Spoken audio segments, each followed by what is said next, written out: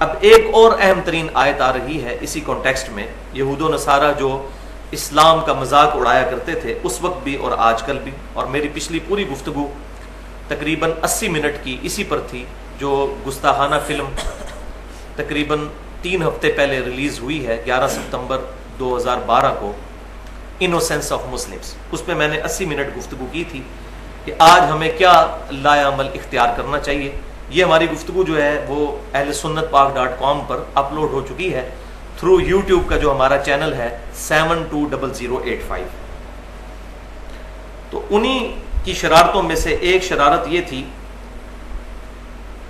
بسم اللہ الرحمن الرحیم، وَإِذَا نَادَيْتُمْ إِلَى الصَّلَاةِ، اور جب تم بلاتے ہو نماز کی طرف، یعنی اذان دیتے ہو نماز کے لیے، جب تم ندا دیتے ہو، اتخذوها ہزوا ولعبا، تو وہ اس اذان کو، اس ندا کو جو نماز کی طرف ہے، اس کو بھی مذاق بنا لیتے ہیں اور کھیل. ذالک بانہم قوم لا یعقلون، اور یہ حماقت وہ اس لیے کرتے ہیں کہ وہ ایسی قوم ہے جن میں عقل نہیں ہے. عقل نہیں ہے مراد یہ ہے کہ ان کے اندر انٹلیکٹ تو موجود ہے لیکن وہ اپنی عقل کو استعمال نہیں کرتے.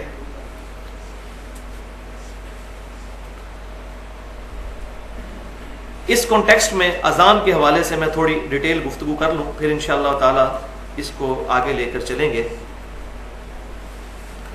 یہاں اذان کا ذکر آیا کہ جب نماز کے لیے ندا دی جاتی ہے، نماز کی طرف بلایا جاتا ہے، تو وہ اذان کا مذاق اڑاتے ہیں.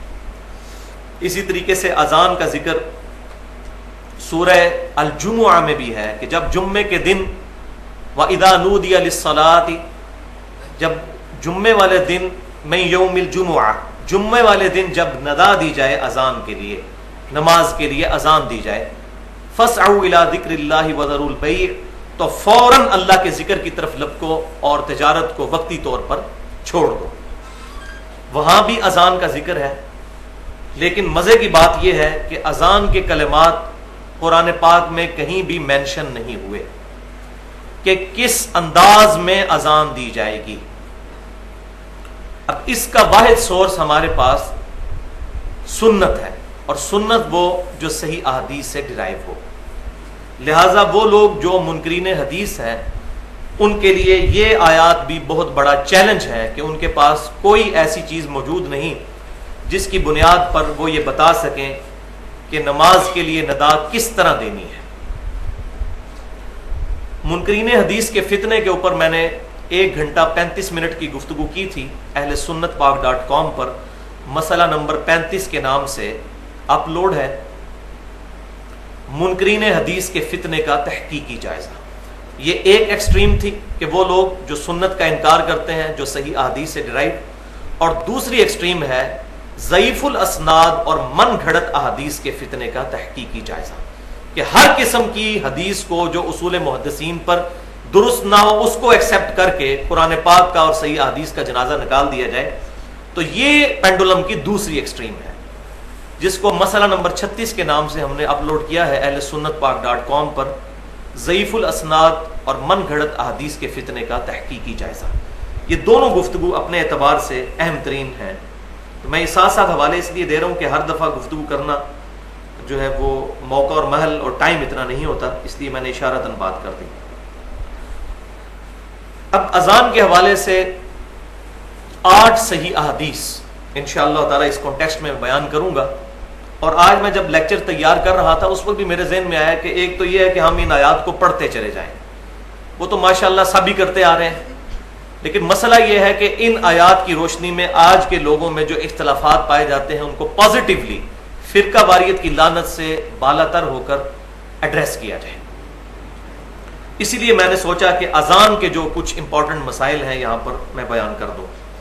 پہلی حدیث صحیح بخاری اور صحیح مسلم کی متفق علیہ حدیث ہے کہ امام کائنات سید الاولین والآخرین شفیع المذنبین رحمت للعالمین سیدنا و مولانا امام اعظم محمد رسول اللہ صلی اللہ علیہ وسلم صحابہ اکرام علیہم رضوان کو اذان کے کلمات دوہرے تعلیم فرمایا کرتے تھے اور اقامت کے کلمات اکہرے تعلیم فرمایا کرتے تھے.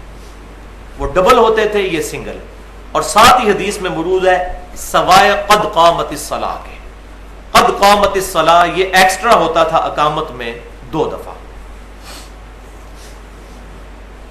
دوسری حدیث صحیح مسلم میں ہے کہ آپ صلی اللہ علیہ وآلہ وسلم نے اذان کے کلمات خود تعلیم فرمائے اور کلمات بھی بتائے کہ کون کون سے ہیں.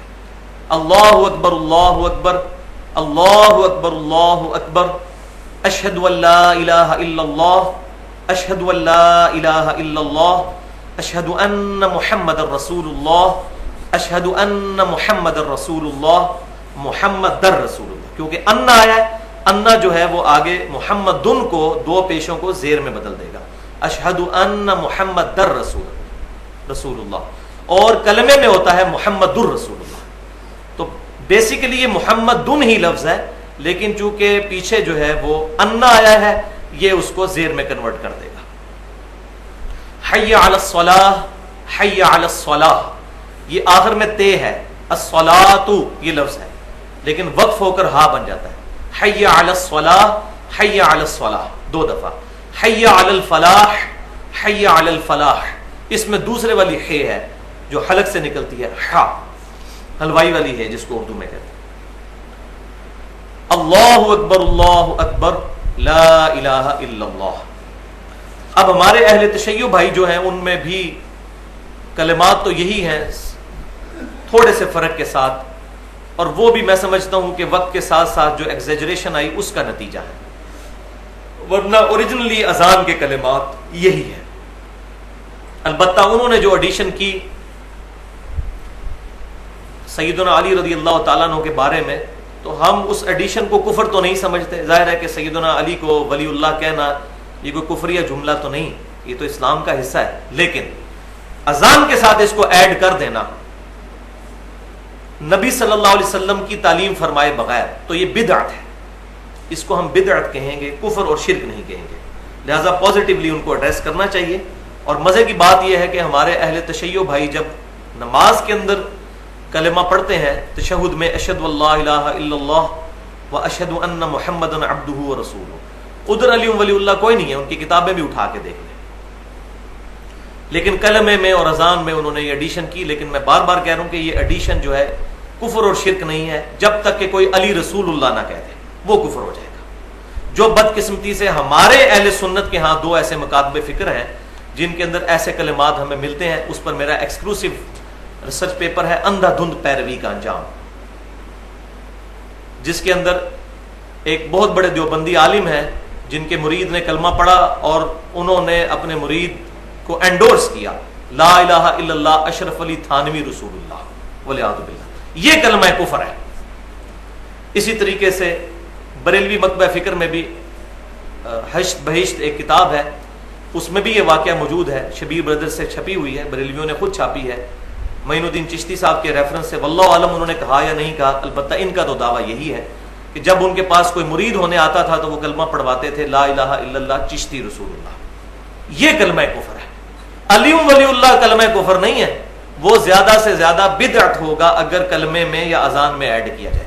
ویسے کوئی پڑھتا رہے تو پڑھے، علی ولی اللہ، علی اللہ کا ولی ہے، سیدنا ابو بکر بھی اللہ کے ولی ہیں، سیدنا عمر بھی ولی ہیں، سیدنا عثمان بھی ولی ہیں، تمام صحابہ کرام علیہم رضوان اللہ کے اولیاء ہیں.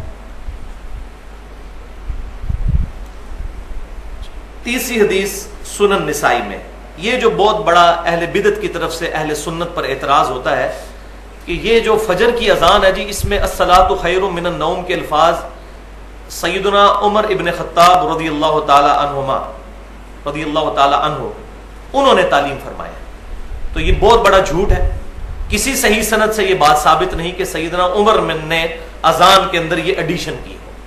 وہ کیسے کر سکتے تھے؟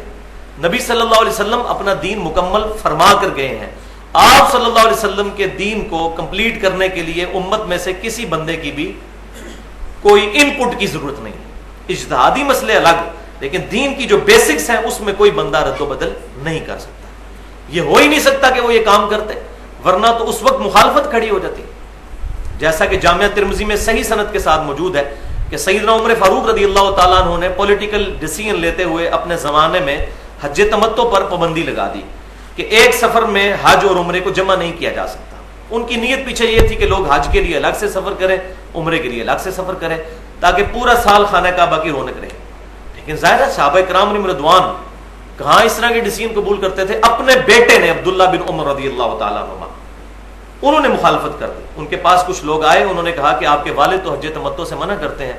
تو انہوں نے بالکل کلیئر کٹ جواب دیا کہ اگر کسی معاملے میں نبی صلی اللہ علیہ وسلم اجازت مرحمت فرما دے اور میرا باپ اس کی مخالفت کرے تو بتاؤ کس کی بات مانی جائے گی. تو لوگوں نے کہا کہ رسول اللہ کی صلی اللہ علیہ وسلم.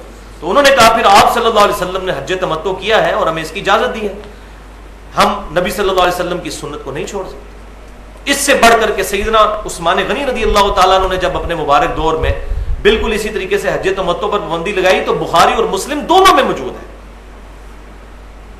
یہ حدیث پتہ نہیں کیوں چھپاتے ہیں اہل سنت, حالانکہ یہ حدیث بخاری اور مسلم میں. سیدنا علی نے خط لکھا سیدنا عثمان کو جس میں یہ الفاظ تھے کہ میں کسی بھی شخص کی وجہ سے اپنے نبی کی سنت کو چھوڑ نہیں سکتا, خواہ آپ بھی کیوں نہ ہو.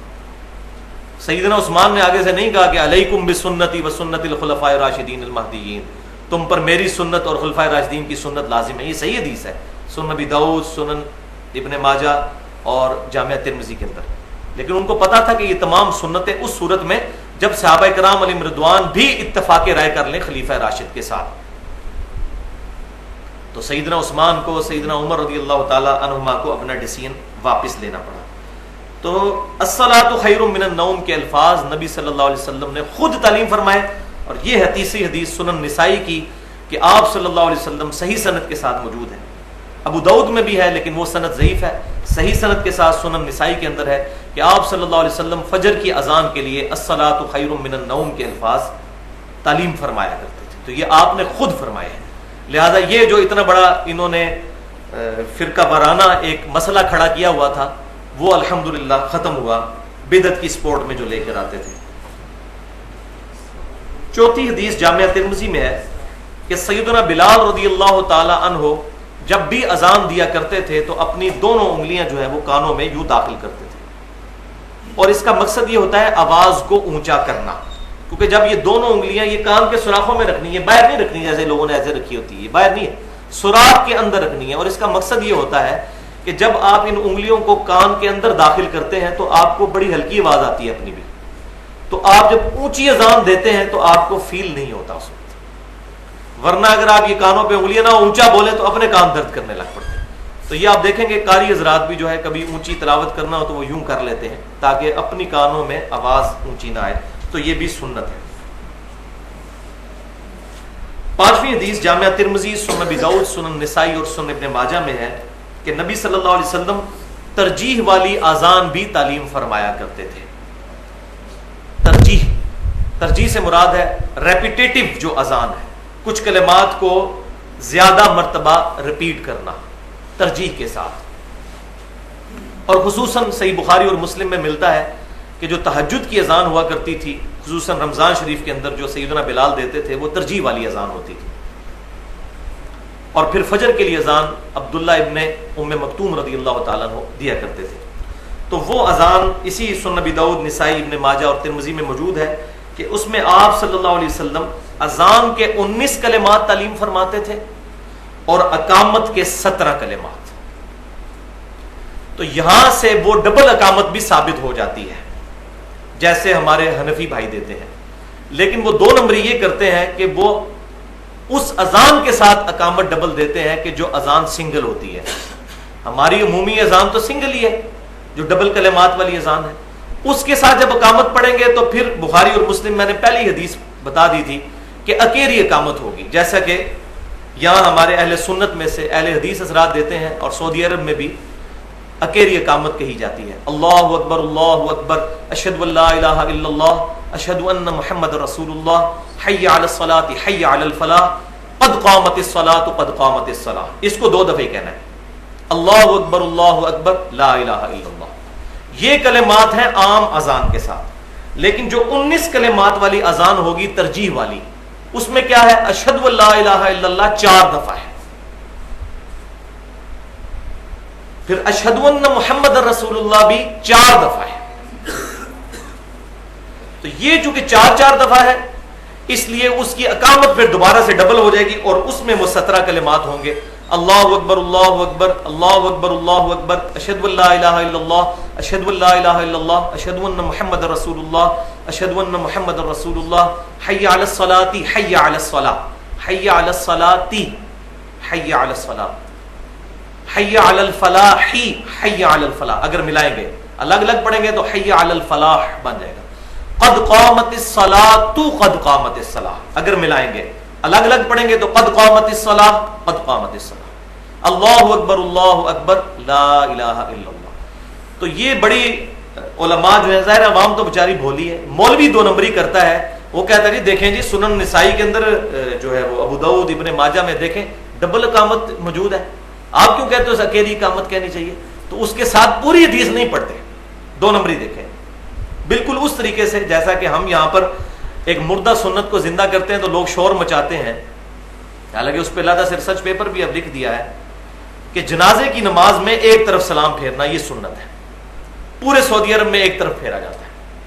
میں یہ نہیں کہہ رہا کہ سعودی عرب میں جو کچھ ہوتا ہے وہ صحیح ہے, لیکن یہ کوئی نئی بات نہیں ہے, وہاں پر اس پر عمل ہو رہا ہے. صحیح سند کے ساتھ نماز جنازہ میں 2 طرف سلام پھیرنا ثابت نہیں. ایک ہی روایت ہے سنن الکبریٰ البہیقی کے اندر, لیکن اس کے اندر حماد بن ابی سلیمان جو ہے وہ مدلس راوی ہیں اور وہ ان سے روایت کر رہے ہیں, اور مدلس کی ان والی روایت ضعیف ہوتی ہے جب تک سما کی تصریح موجود نہ ہو. یہ پیٹ رول ہے جو صحیح مسلم کے مقدمے میں موجود ہے, وہ روایت ضعیف ہے.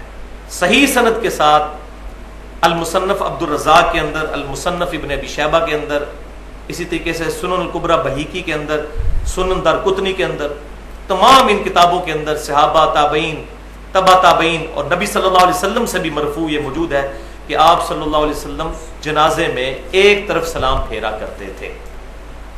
بلکہ شاید اس وقت میری جیب میں ہو, میں نے آج کسی بھائی کو دینی تھی یہ چیز, تو یہ میں آپ کو روایت بھی بتا دیتا ہوں, یہ جو 2 نمبری کرتے ہیں.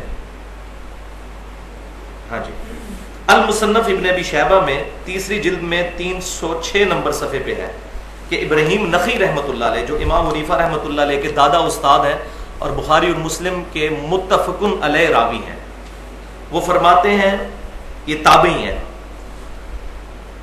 کہ سجدہ سہو میں اور جنازے کا ایک ہی سلام ہے.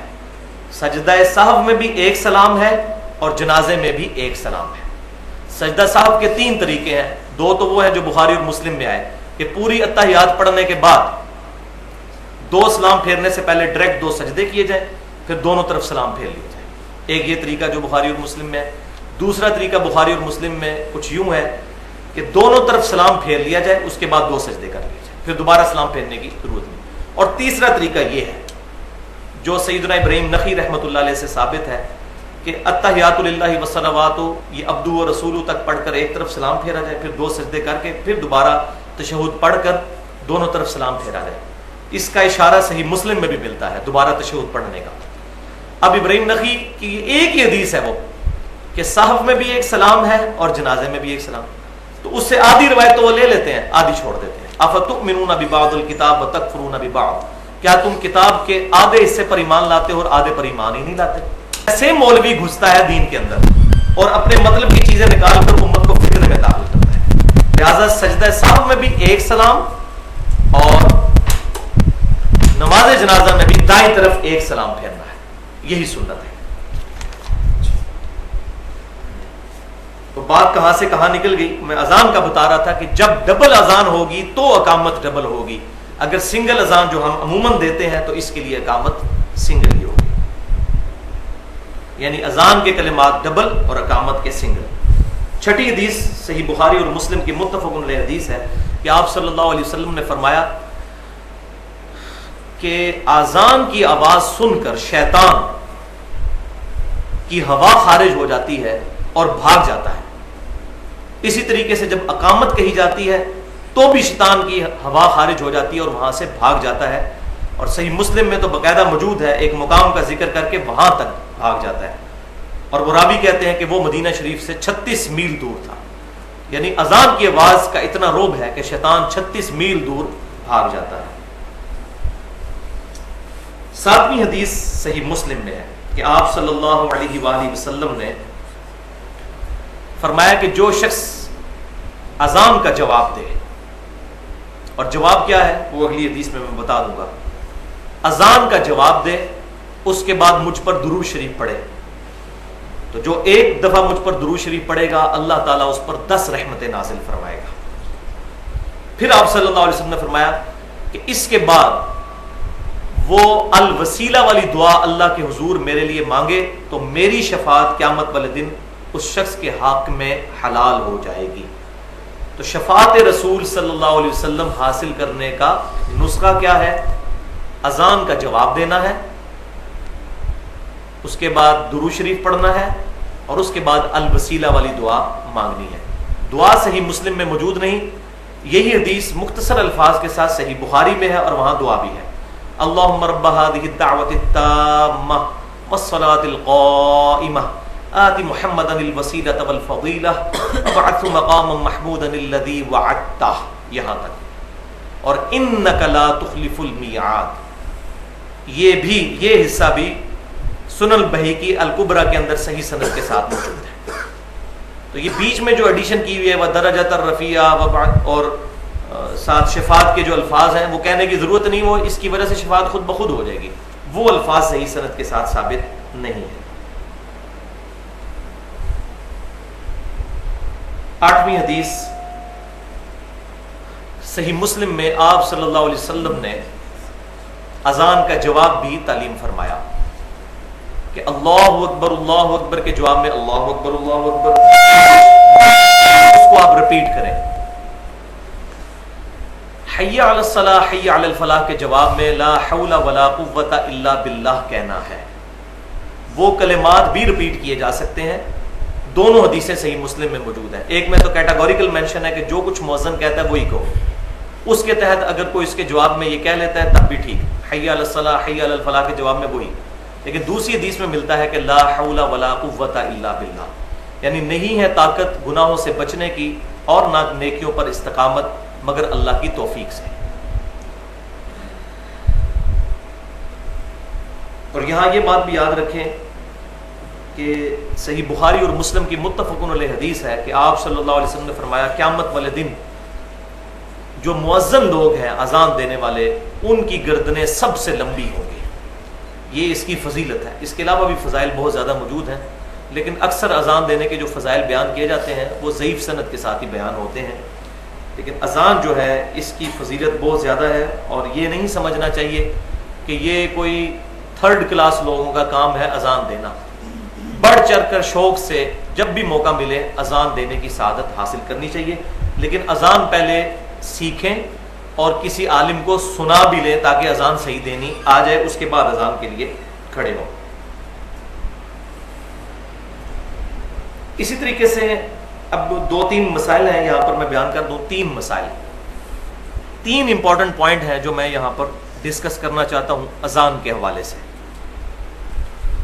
پوائنٹ نمبر 1 یہ ہے کہ جامعہ ترمذی سنن ابی داؤد کے اندر صحیح سند کے ساتھ یہ حدیث موجود ہے کہ امام کائنات صلی اللہ علیہ وسلم نے ارشاد فرمایا کہ اذان اور اقامت کے درمیان کی گئی دعا رد نہیں جاتی۔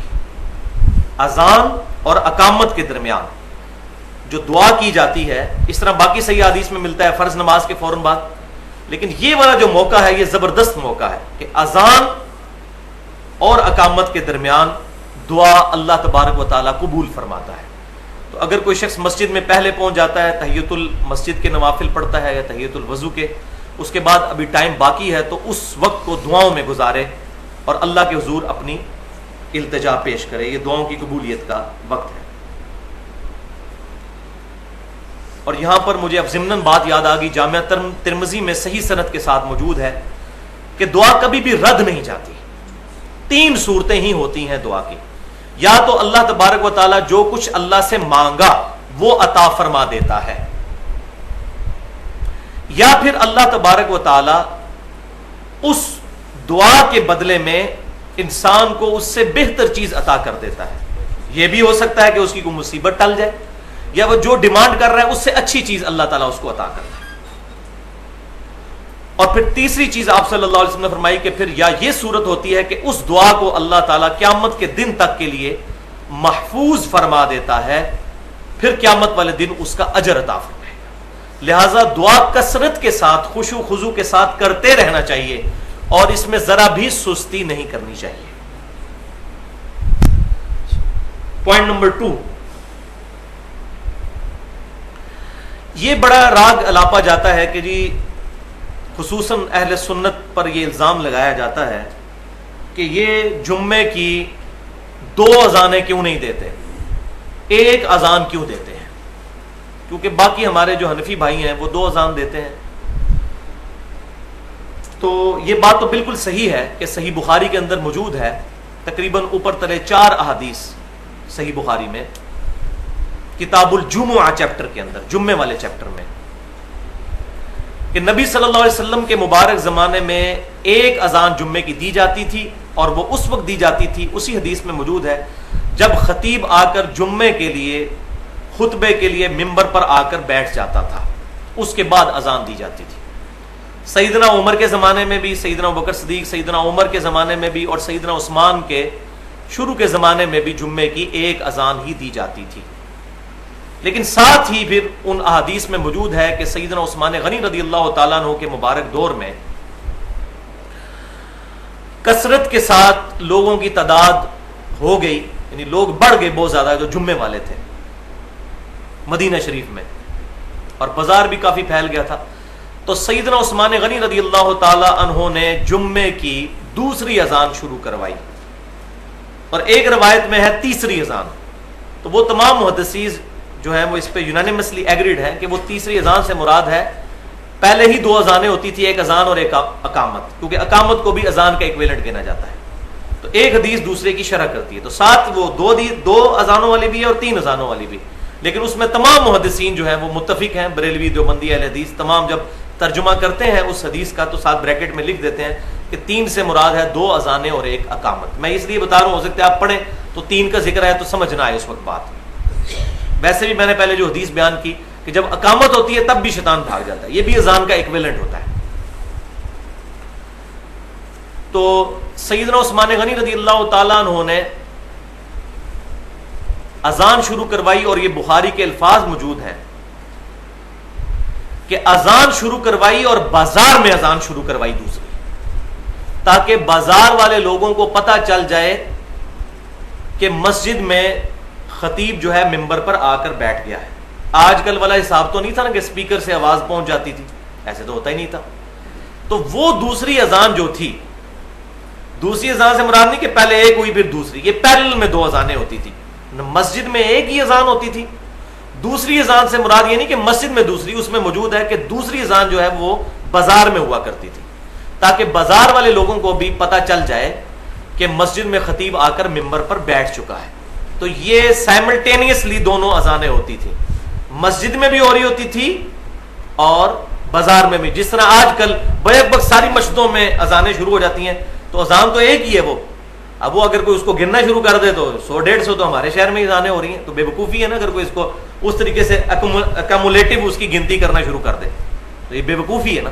تو پیرلل میں 2 اذانیں ہوتی تھیں، ایک بازار میں اور ایک مسجد میں، اور مقصد کیا تھا کہ بازار والوں کو پتہ چل جائے کہ مسجد میں چلیں، اب خطیب ممبر پر بیٹھ چکا ہے۔ ظاہر کمیونیکیشن کے لیے اس وقت اس طریقے سے سپیکرز وغیرہ اویلیبل نہیں تھے، تو لہٰذا بالکل ٹھیک ہے، ہم اس پہ کوئی اعتراض نہیں کرتے۔ لیکن مسئلہ یہ ہے کہ یہ چونکہ ایک اجتہادی مسئلہ تھا، اس وقت سیدنا عثمان نے جو کچھ کیا، ہم اس کو الحمدللہ سر آنکھوں پر رکھتے ہیں۔ آج بھی اگر دنیا سے ٹیکنالوجی ختم ہو جائے یہ والی کہ اسپیکر کے ذریعے اذان کی آواز نہ پہنچ سکے، تو ہم بھی اس دوسری اذان کو بالکل جائز سمجھتے ہیں، دینی چاہیے۔ لیکن اب چونکہ وہ محل نہیں رہا، لہٰذا اسی سنت کی طرف رجوع کرنا چاہیے جو صحیح بخاری میں بھی موجود ہے کہ سیدنا عمر فاروق رضی اللہ تعالیٰ عنہ سے ریکویسٹ کی گئی کہ آپ اپنا خلیفہ کسی کو بنا دیجئے، تو انہوں نے فرمایا کہ اگر میں اپنا خلیفہ کسی کو بناتا ہوں تو میں اس کی سنت پر عمل کرتا ہوں جو مجھ سے بہتر ہے، یعنی سیدنا ابو بکر، اور اگر میں اپنا خلیفہ کسی کو نامزد نہیں کرتا تو میں اس کی سنت پر عمل کرتا ہوں جو ابو بکر سے بھی بہتر ہے، یعنی نبی صلی اللہ علیہ وسلم۔ تو صحابہ کہتے ہیں ہم سمجھ گئے کہ سیدنا عمر بھی نبی صلی اللہ علیہ وسلم کی طرح اپنا خلیفہ کسی کو نہیں بنائیں گے۔ آپ نے وہ 6 رکنی کمیٹی بنا دی، 10 مبشرہ میں سے 6 بندوں کو ڈال دیا، سیدنا عثمان، سیدنا علی، سیدنا طلحہ، سیدنا زبیر، عبد الرحمن بن عوف، سعد بن ابی وقاص رضی اللہ تعالی عنہم اجمعین، لیکن اپنے اوپر رسپانسبلٹی نہیں لئی کہ ایک بندے کو، انہوں نے کہا اگر میں کرتا ہوں تو ابو بکر کی سنت ہے. تو میں بھی یہاں یہی کہتا ہوں کہ اگر کوئی شخص 2 اذان والی سنت پر آج بھی عمل کرتا ہے بہت اچھی بات ہے، لیکن مسجد میں 2 اذانیں نہ دے. یہ پبلک کو دھوکہ دینا بند کریں. یہ مولوی، یہ اذان ہوگی بازار میں دوسری، سر آنکھوں پر. سیدنا عثمان کی سنت پر عمل کریں، بہت اچھی بات ہے، ہم اس کو صحیح سمجھتے ہیں، لیکن مسجد میں دیں گے تو پھر ہم کہیں گے کہ پھر اب یہ بدعت کی طرف جانے والی بات ہے، کیونکہ مسجد میں سیدنا عثمان سے ثابت نہیں ہے. ان پر یہ جھوٹی تہمت نہ لگائی جائے. وہ حدیثیں خود کھول کر پڑھیں تو پتہ چلے گا کتنا بڑا دھوکہ ان مولویوں نے ہمیں دیا ہوا ہے. اور ہم سے اگر کوئی پوچھتا ہے اہل سنت منہج پر جو لوگ چل رہے ہیں، تو ہم کہتے ہیں کہ اگر ہم 2 اذانیں دیتے ہیں تو ہم اس کی سنت پر عمل کرتے ہیں جو اس امت میں سیدنا ابو بکر اور عمر کے بعد سب سے افضل ہیں، یعنی سیدنا عثمان رضی اللہ تعالیٰ عنہ. اور اگر ہم ان کی سنت پر عمل نہیں کرتے تو ہم ان کی سنت پر عمل کرتے ہیں کہ جو نبی صلی اللہ علیہ وسلم کی سنت اور آپ کے بعد آپ کے 2 خلفاء جو اس امت میں سب سے بڑھ کر ہیں، سیدنا ابو بکر اور سیدنا عمر رضی اللہ تعالی عنہما. لہذا یہ مسئلہ بھی میں نے کلیئر کیا. اب پوائنٹ نمبر 3، یہ تھوڑا سا انٹرسٹنگ معاملہ ہے اذان کے حوالے سے. آپ لوگ بچپن سے یہ بات سنتے آئے ہوں گے اپنے بڑے بوڑھوں سے، اور پھر ہمارے پاکستان میں اس طرح کے تمام بے سند واقعات کو پروپوگیٹ کرنے کے لیے ایک بہت اچھا سورس موجود ہے. وہ ہے ایسی قوالیاں جس کے اندر ایگزیجریشن کے ساتھ صحابہ کرام علیہم رضوان کی یا نبی صلی اللہ علیہ وسلم کی تعریف کی جاتی ہے. اگر کوئی نعت پڑھتا ہے یا کسی صحابی کی منقبت پڑھتا ہے جائز ہے، میوزک کے ساتھ نہ ہو، لیکن وہ چیزیں ہوں جو ثابت بھی ہوں.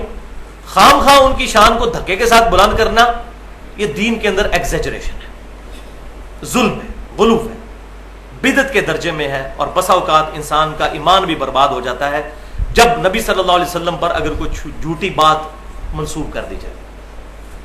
تو ہمارے معاشرے میں ایک واقعہ بڑا عام ہے جو قوالی کے ذریعے بھی عام کیا گیا کہ ایک دفعہ کچھ صحابہ نے شکایت کی سیدنا بلال کی کہ وہ اذان صحیح نہیں دیتے، وہ شین کی بجائے سین پڑھ دیتے ہیں، اشہد ان محمد رسول اللہ، اشہد ان محمد رسول اللہ. تو نبی صلی اللہ علیہ وسلم نے صحابہ کرام علیہم رضوان کا ریگارڈ کرتے ہوئے، مطلب یہ جو روایت بیان کی جاتی ہے کوئی نہیں ہے، لیکن چونکہ بیان ہو رہی ہے قوالیوں میں بھی اور منقبتوں میں بھی، میں اس لیے بیان کر رہا ہوں. تو نبی صلی اللہ علیہ وسلم نے کہا کہ سیدنا بلال اذان نہیں دیں گے. انہوں نے اذان نہیں دی. اذان نہیں دی تو سورج ہی طلوع نہیں ہوا جو صبح کے وقت پو پھوٹتی ہے فجر کے لیے. کیونکہ وہ تہجد کی، یہ بڑے ہے سمجھدار ہیں، ان کو پتہ ہے. کوئی پوچھے کہ فجر کی اذان تو ویسے ہی پو پھوٹنے کے بعد ہوتی ہے، تو وہ اذان چونکہ سیدنا بلال تو تہجد کی اذان دیا کرتے تھے، وہ پو پھوٹنے سے پہلے ہوتی تھی. لہٰذا یہ میں ٹیکنیکل پوائنٹ بتا دوں آپ کو، یہ نہ ہو آپ ہاتھ ڈال بیٹھے اور آگے سے وہ علمی تو طریقے پہ آپ کو خاموش کروا دیں. فجر کی اذان تو عبداللہ بن ام مکتوم دیا کرتے تھے، بخاری اور مسلم میں موجود ہے، کیونکہ وہ نابینا صحابی تھے. ان کو اگر کوئی بتاتا تھا کہ فجر کا جو وقت شروع ہو چکا ہے، صبح صادق جو صبح جو ہے وہ فجر کے وقت جو ہے وہ پو پھوٹتی ہے مشرق کی طرف سے، تب وہ اذان دیتے تھے. تو سیدنا بلال کی اذان بخاری مسلم میں آتا ہے کہ وہ لوگوں کو جگانے کے لیے ہوتی تھی تاکہ لوگ سحری کر لیں. تو سیدنا بلال نے اذان نہیں دی تو اس دن ختم سحری نہیں ہوا، یعنی صبح صادق ہی نہیں ہوئی، فجر کا وقت ہی نہیں شروع ہوا. بڑے لوگ پریشان ہوئے کہ یہ مسئلہ کیا ہوا ہے. تو پھر پتہ چلا کہ جی وہ فرشتہ آیا، اس نے نبی صلی اللہ علیہ وسلم کو خبر دی کہ چونکہ بلال کی اذان پہ آپ نے پابندی لگائی تھی، اس لیے جو ہے وہ سورج ہی جو ہے وہ طلوع نہیں ہوا، سورج جو ہے اس کی پو جو ہے نہیں پھوٹی، ولیعوذ باللہ تعالی. اب یہ اس طرح کے من گھڑت واقعات پریزنٹ کر کے تو ہم بھی پھر سبحان اللہ اور الحمدللہ کہتے ہیں جی دیکھو جی سورج نہیں نکلا. بھائیو یہ سورج کا اس کے ساتھ کوئی تعلق نہیں ہے. ہم یہ مانتے ہیں اس بات کو کہ یہ پاسبل ہے کہ اگر پیغمبر دعا کریں تو سورج نہ نکلے یا سورج اپنی جگہ پر رک جائے. وہ روایت جو سیدنا علی کے بارے میں آتی ہے کہ ایک دن ان کی فجر عصر کی نماز قضا ہو گئی تھی، نبی صلی اللہ علیہ وسلم ان کی گود میں سر رکھ کر سو رہے تھے. روایتیں تو ہیں لیکن اصول محدثین پر تمام روایتیں وہ ضعیف ہیں. البتہ صحیح حدیث صحیح بخاری کے اندر موجود ہے کہ یوشع ابن نون جو خلیفہ اول تھے سیدنا موسیٰ علیہ السلام کے، پہلے صحابی تھے سیدنا موسیٰ کے، بعد میں اللہ تعالیٰ نے ان کو پیغمبر بھی بنا دیا. یوشع ابن نون جن کی سرکردگی میں بنی اسرائیل نے جو ہے وہ فلسطین کو فتح کیا تھا سرائے سینا کے 40 سال گزارنے کے بعد. تو جمعے کا دن تھا اور جنگ جو ہے وہ اپنے عروج پر تھی اور مسلمانوں کے لیے فتح بالکل قریب آ چکی تھی بنی اسرائیل کے لیے. لیکن سورج غروب ہونے کا وقت قریب تھا. اب سورج جب غروب ہو جاتا تو ہفتے کا دن شروع ہو جاتا ہے, کیونکہ اسلامی کیلنڈر جو ہے وہ تو مغرب کے ساتھ شروع ہوتا ہے. اور ہفتے والے دن یہودیوں کے لیے, بنی اسرائیل کے لیے, اس وقت کے جو مسلمان تھے, یہودی اس وقت کے مسلمان تھے, اب چونکہ انہوں نے ہمارے امام کا انکار کیا ہے صلی اللہ علیہ وسلم, اس لیے وہ کافر ہوئے ہیں. ادروائز آج بھی اگر وہ آپ صلی اللہ علیہ وسلم کی تصدیق کر دیں تو ہمارے بھائی ہیں. تو اس وقت تو ظاہر ہے کہ وہ وقت کے پیغمبر کو ماننے والے تھے, تو مسلمان تھے. تو یوشع ابن نون علیہ السلام چونکہ پیغمبر تھے, صحیح بخاری میں ملتا ہے, انہوں نے اللہ کے حضور دعا کی کہ اے اللہ سورج کو روک دے تاکہ ہم آج کے دن فتح حاصل کر لیں, کیونکہ فتح بالکل قریب ہے. اگر سورج غروب ہو گیا پھر ایک دن کا گیپ آ گیا تو کافروں کو تیاری کرنے کا موقع مل جائے گا. ہفتے والے دن ہم تو قتال کر نہیں سکتے. تو اللہ تعالیٰ نے ان کی دعا قبول کی اور بخاری کے الفاظ ہیں کہ سورج کو روک دیا یہاں تک کہ مسلمانوں کو فتح ہوگی. تو اگر سیدنا یوشع ابن نون علیہ السلام کی دعا پر سورج رک سکتا ہے تو ہمارے پیغمبر صلی اللہ علیہ وسلم کی دعا پر بھی سورج رک سکتا ہے. کوئی پرابلم نہیں ہے. جو چیز صحیح سند سے ثابت ہوگی ہم مانیں گے. چاند 2 ٹکڑے ہوا, بخاری اور مسلم کی متفق علیہ حدیث ہے, ہم مانتے ہیں کہ آپ صلی اللہ علیہ وسلم کی مبارک انگلی کے اشارے سے آپ صلی اللہ علیہ وسلم نے دعا فرمائی تو چاند 2 ٹکڑے ہوا. یہ معجزہ آپ کا ظاہر ہوا اور اس کا اشارتاً ذکر سورۃ القمر کے اندر موجود ہے. تو لیکن بات صحیح سند سے ثابت ہونی چاہیے. تو سیدنا بلال کا یہ واقعہ صحیح سند سے ثابت ہی نہیں ہے. صحیح سند سے جو چیز ثابت ہے وہ بالکل اس کے الٹ ہے, اور وہ ہے صحیح مسلم میں.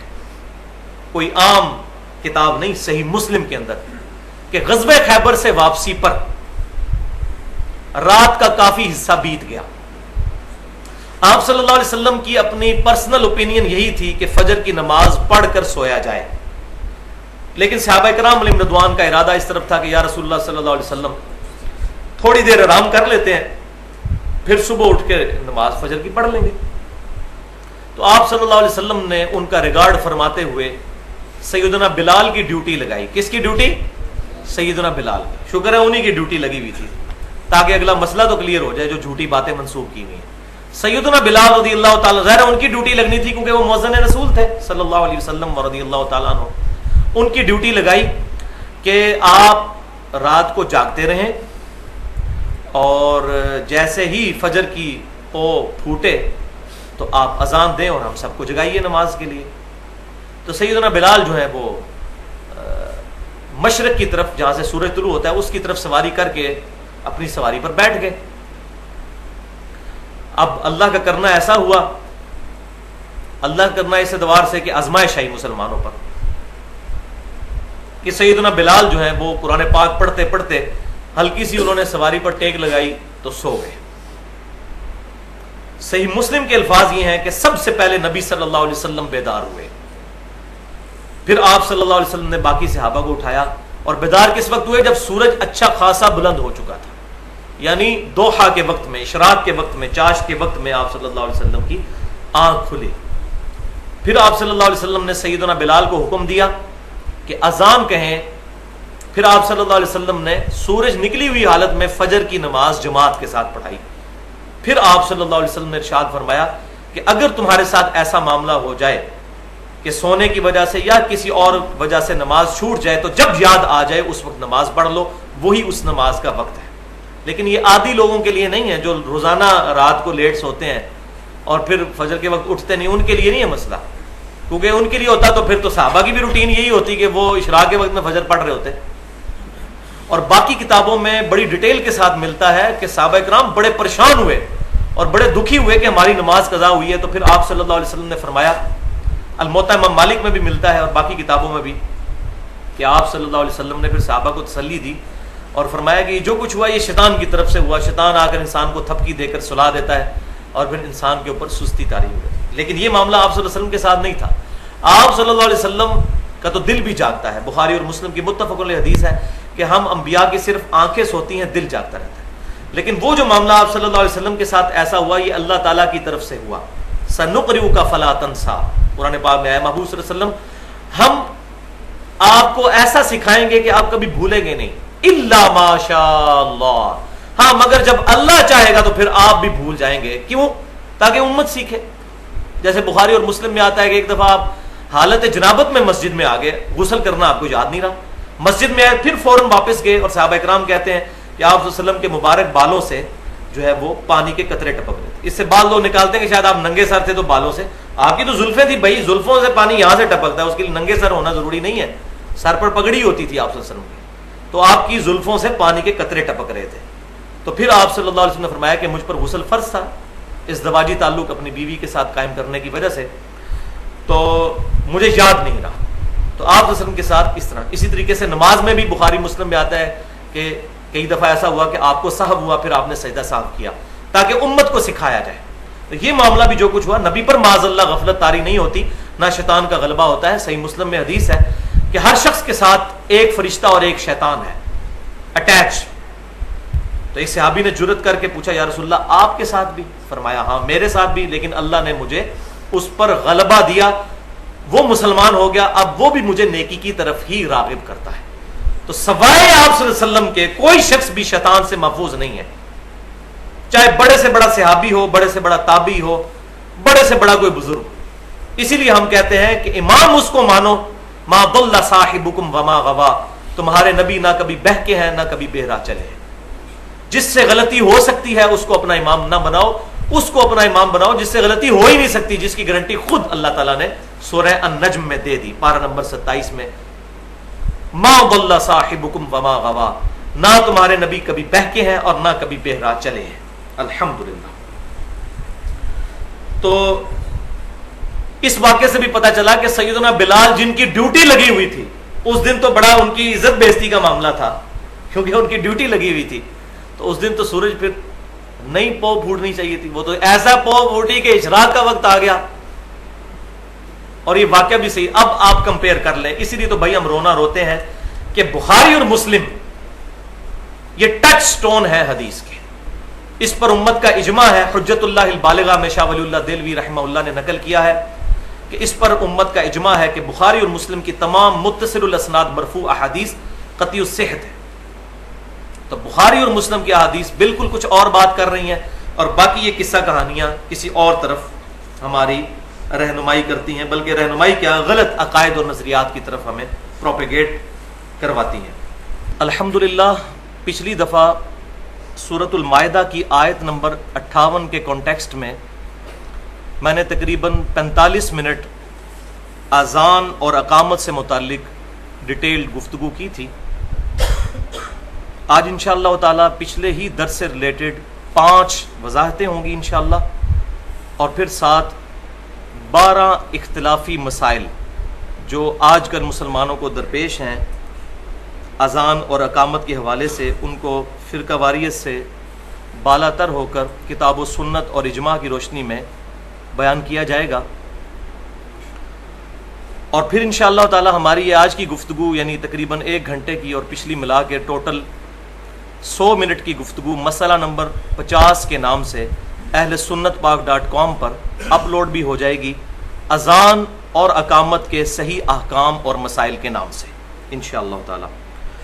تو پہلے ان 5 وضاحتوں کی طرف آتے ہیں پچھلے درس سے ریلیٹڈ.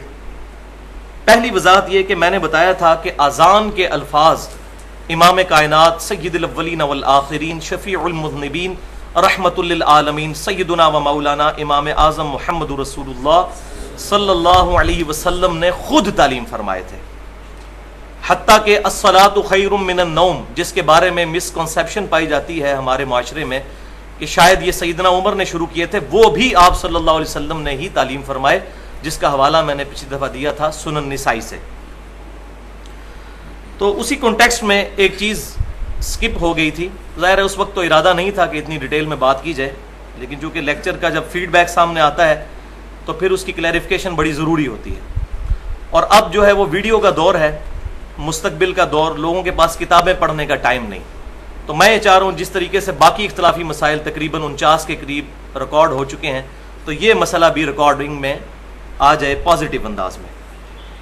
تو صحیح بخاری اور مسلم کی متفقن علیہ حدیث ہے کہ آپ صلی اللہ علیہ وسلم جب مدینہ شریف ہجرت کر کے گئے، مسلمانوں پر نماز فرض ہوئی، تو مسلمانوں کے درمیان ڈسکشن شروع ہو گئی کہ مسلمانوں کو نماز کے لیے کس طریقے سے ندا دی جائے۔ تو اس میں مختلف سجیشن سامنے آئیں۔ کچھ لوگوں نے کہا کہ ناقوس بجا کر نماز کے لیے متوجہ مسلمانوں کو کیا جائے، تو آپ صلی اللہ علیہ وسلم نے فرمایا کہ یہ تو نصارہ یعنی عیسائیوں کا طریقہ ہے۔ پھر کچھ اصحاب نے کہا کہ بغل بجایا جائے، تو آپ صلی اللہ علیہ وسلم نے فرمایا کہ یہ یہودیوں کا طریقہ ہے۔ پھر کچھ نے کہا کہ اونچی جگہ پر آگ روشن کر کے صحابہ کرام علیہم رضوان کو مطلع کیا جائے نماز سے متعلق، تو آپ صلی اللہ علیہ وسلم نے فرمایا یہ مجوسیوں کا طریقہ ہے۔ پھر آپ صلی اللہ علیہ وسلم نے اذان کے الفاظ تعلیم فرمائے۔ ایک دوسری روایت میں آتا ہے کہ ایک صحابی کو خواب کے ذریعے یہ کلمات بتائے گئے، تو آپ صلی اللہ علیہ وسلم نے ان کو انڈورس فرمایا، اس کی توثیق فرما دی۔ لہذا اذان جو ہے یہ اب شعار اسلام میں سے ہے، اسلام کی نشانیوں میں سے ایک نشانی ہے اذان۔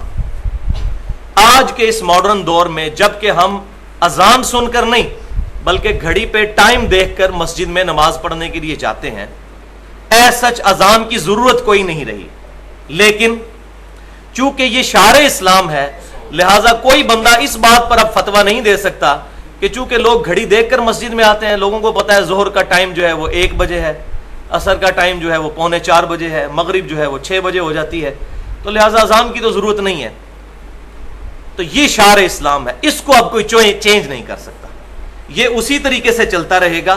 ہاں اس کے لیے جو ہم ہیلپ لیتے ہیں وہ ماڈرن دور کے اعتبار سے لیتے چلے جائیں گے، جیسے نماز کے ٹائم کو فکس کرنا، ظاہر ہے صحابہ کرام کے زمانے میں تو یہ نہیں تھی چیز، لیکن بعد میں الحمدللہ امت نے اس پر اجماع کیا ہے کہ اذان کے بعد نماز کے ٹائم کو کسی خاص ٹائم پر فکس کر لیا جائے، یہ کوئی بدعت نہیں ہے، اس پہ امت نے اجماع کیا ہے۔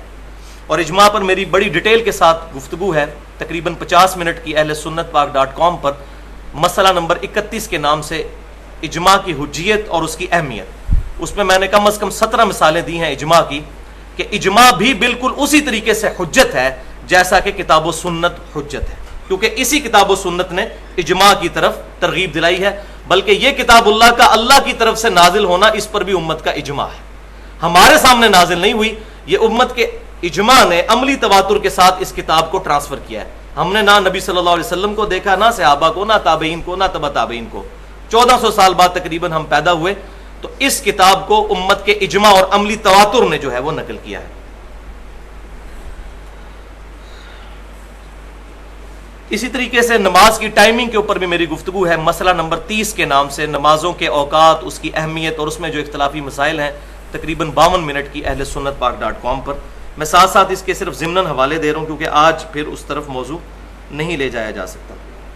دوسری وضاحت میں نے بتایا تھا کہ کلمے میں ہم پڑھتے ہیں لا الہ الا اللہ محمد الرسول اللہ، دال کے اوپر 2 پیشے ہیں، تنوین، محمد لفظ ہوتا ہے، آگے را آ گیا، را حروف یرملون میں سے ہے، یعنی ادغام جن کے ساتھ ہوتا ہے، تنوین کے فوراً بعد جب یہ الفاظ آتے ہیں یرملون، یا را میم لام واو نون، تو یہ پچھلے الفاظ کے ساتھ مل جاتا ہے، تو محمد الرسول اللہ بن جاتا ہے ہمارے کلمے میں۔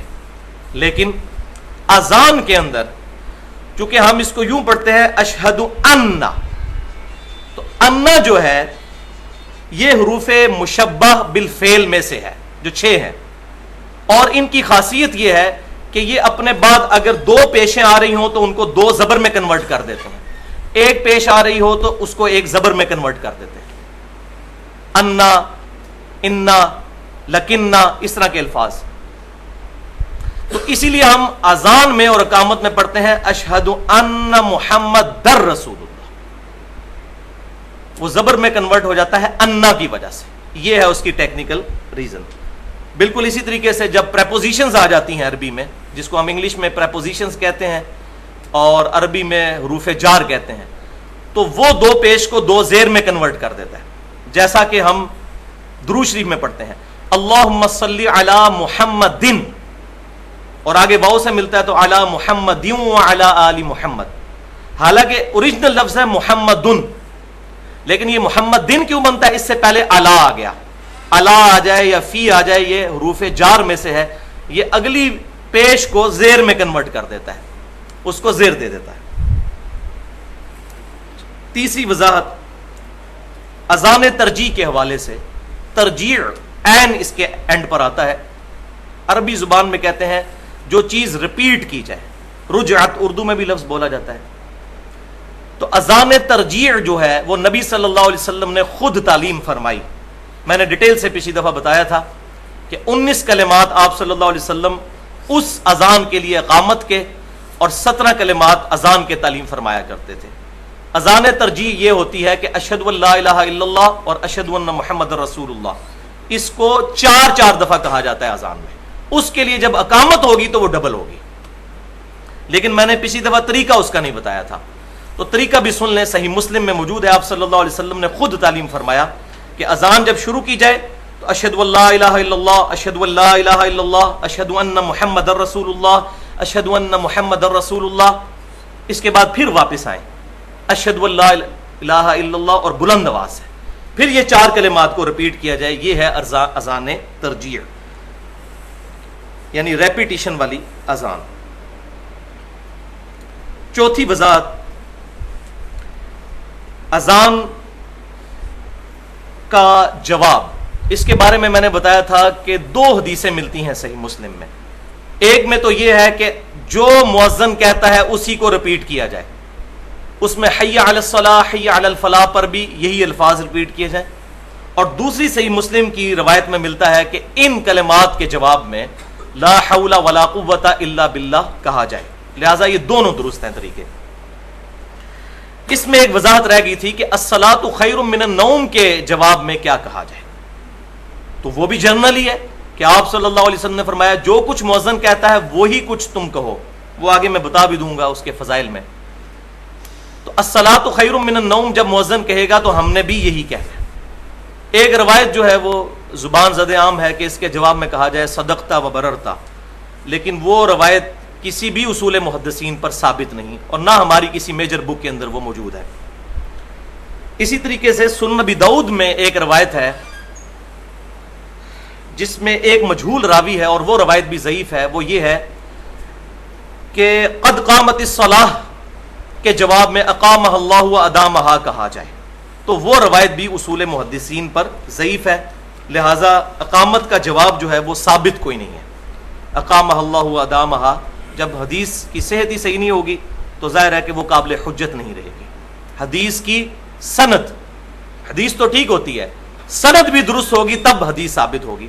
اور اسی پہ میری ایکسکلوسیو گفتگو ہے، مسئلہ نمبر 36 کے نام سے 1 گھنٹہ اور 25 منٹ کی گفتگو ہے، ضعیف الاسناد اور من گھڑت احادیث کے فتنے کا تحقیقی جائزہ۔ وہ الحمدللہ اہل سنت پاک .com پر رکھی ہوئی ہے، اس میں میں نے اس کو ڈیٹیل سے صحیح مسلم کے مقدمے کی روشنی میں بیان کیا ہے کہ ضعیف احادیث اور من گھڑت احادیث کا فتنہ کس طریقے سے امت میں آیا، اور اس کی وجہ سے امت میں کیسے فرقہ واریت پھیل گئی۔ اور اگر ہم ان روایتوں کو مان لیں تو بعض اوقات ہمیں اپنے ایمان سے ہی ہاتھ دھونا پڑے گا۔ اس میں نے 5 مثالیں ایسی بیان کی ہیں اہل سنت کی کتابوں میں سے، اگر ان کو ہم درست مان لیں صرف اس بنیاد پر کہ چونکہ کتاب میں آ گئی تو ہمارا ایمان ہی برباد ہو جائے۔ وَلِعَوْذُ بِاللَّهِ تَعَالَى۔ 5ویں وضاحت وہ ہے صحیح بخاری اور صحیح مسلم کے ریفرنس سے میں نے ایک حدیث بتائی تھی جس کی ڈیٹیل تو آتی ہے صحیح مسلم میں، کہ آپ صلی اللہ علیہ وسلم نے فرمایا جس شخص نے اذان کا جواب دیا، یعنی وہی کلمات ریپیٹ کیے، حی علی الصلاح حی علی الفلاح پر وہی کلمات بھی کہہ سکتے ہیں، اور لا حول ولا قوت الا باللہ، اور دونوں کہہ لیں تب بھی ٹھیک ہے۔ اس کے بعد اس نے درود شریف پڑھا، اور پھر میرے لیے اللہ کے حضور الوسیلہ کی دعا مانگی، تو قیامت والے دن میری شفاعت اس کے لیے حلال ہو جائے گی۔ یہ ہے شفاعت رسول صلی اللہ علیہ وآلہ وسلم حاصل کرنے کا نسخہ۔ 3 اعمال کرنے ہیں، اذان کا جواب دینا ہے، درود شریف پڑھنا ہے، اور الوسیلہ والی دعا مانگنی ہے۔ وہ صحیح مسلم میں تو نہیں، البتہ وہ صحیح بخاری میں ہے، میں نے پچھلی دفعہ وہ دعا بھی پڑھ کر بتائی تھی۔ 2 مزید فضائل اور ہیں جو میں چاہ رہا ہوں کہ ہمارے اس گفتگو کے اندر شامل ہو جائیں۔ ایک یہ کہ صحیح مسلم میں ہی ہے کہ جس شخص نے صدق دل کے ساتھ اذان کا جواب دیا، صدق دل کے ساتھ مراد کیا کہ وہی جو کلمات مؤذن کہہ رہا ہے اس کو دل کے ساتھ انڈورس کیا کہ اللہ اکبر، واقعی بڑائی اللہ کے لیے ہے۔ اسی طریقے سے اشہد ان لا الہ الا اللہ، اشہد ان محمد رسول اللہ، دل نے بھی گواہی دی کہ میں جو کچھ کہہ رہا ہوں اس پر میرا ایمان پختہ ہے، کنوکشن والا میرا ایمان ہے۔ تو آپ صلی اللہ علیہ وسلم کے صحیح مسلم میں الفاظ ہیں جس نے صدق دل سے اذان کا جواب دیا تو وہ جنت میں داخل ہوگا، الحمدللہ۔ لیکن اذان کے دو جواب ہیں، ایک تو یہ جواب ہے کہ وہ کلمات ریپیٹ کرنے ہیں، اور ایک ہے اذان کا پریکٹیکل جواب کہ مسجد میں نماز کے لیے جانا ہے، کیونکہ صحیح بخاری اور مسلم کی متفق علیہ حدیث ہے، اور سنن نسائی میں اس کی ڈیٹیل بھی ملتی ہے کہ یہ پرٹیکولر فجر کی نماز کے بارے میں آپ صلی اللہ علیہ وسلم نے فرمایا، کچھ صحابہ غائب تھے تو آپ صلی اللہ علیہ وسلم نے فرمایا، بخاری اور مسلم کی متفق علیہ حدیث، کہ میرا دل کرتا ہے کہ میں اپنی جگہ کسی اور کو امام مقرر کروں اور ان لوگوں کے گھروں کو آگ لگا دوں جو کہ مسجد میں جماعت کے ساتھ نماز نہیں پڑھتے، اگر مجھے بچوں اور عورتوں کا خیال نہ ہو، وَلِعَاذُ بِاللَّهِ تَعَالَى۔ رحمت للعالمین کا گاڑا فتویٰ جو ساری کائنات کے لیے رحمت ہے، لیکن ایز فار ایز حقوق اللہ از کنسرنڈ، پروفٹ صلی اللہ علیہ وسلم کوئی کمپرومائز نہیں کرتے تھے۔ ہاں اپنی ذات کے لیے آپ معاف کر دیتے تھے، لیکن جہاں جہاں معاملہ آیا تھا شریعت کو اسٹیبلش کرنے کا، وہاں آپ صلی اللہ علیہ وسلم کسی ملامت کرنے والے کی ملامت کی پرواہ نہیں کرتے تھے۔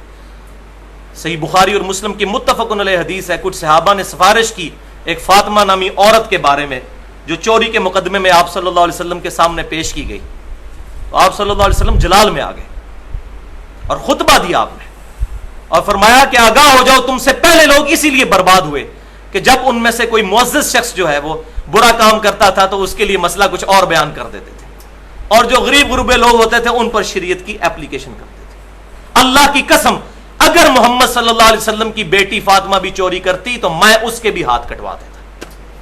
یہ ہے دین کو اسٹیبلش کرنے کا جذبہ، الحمدللہ۔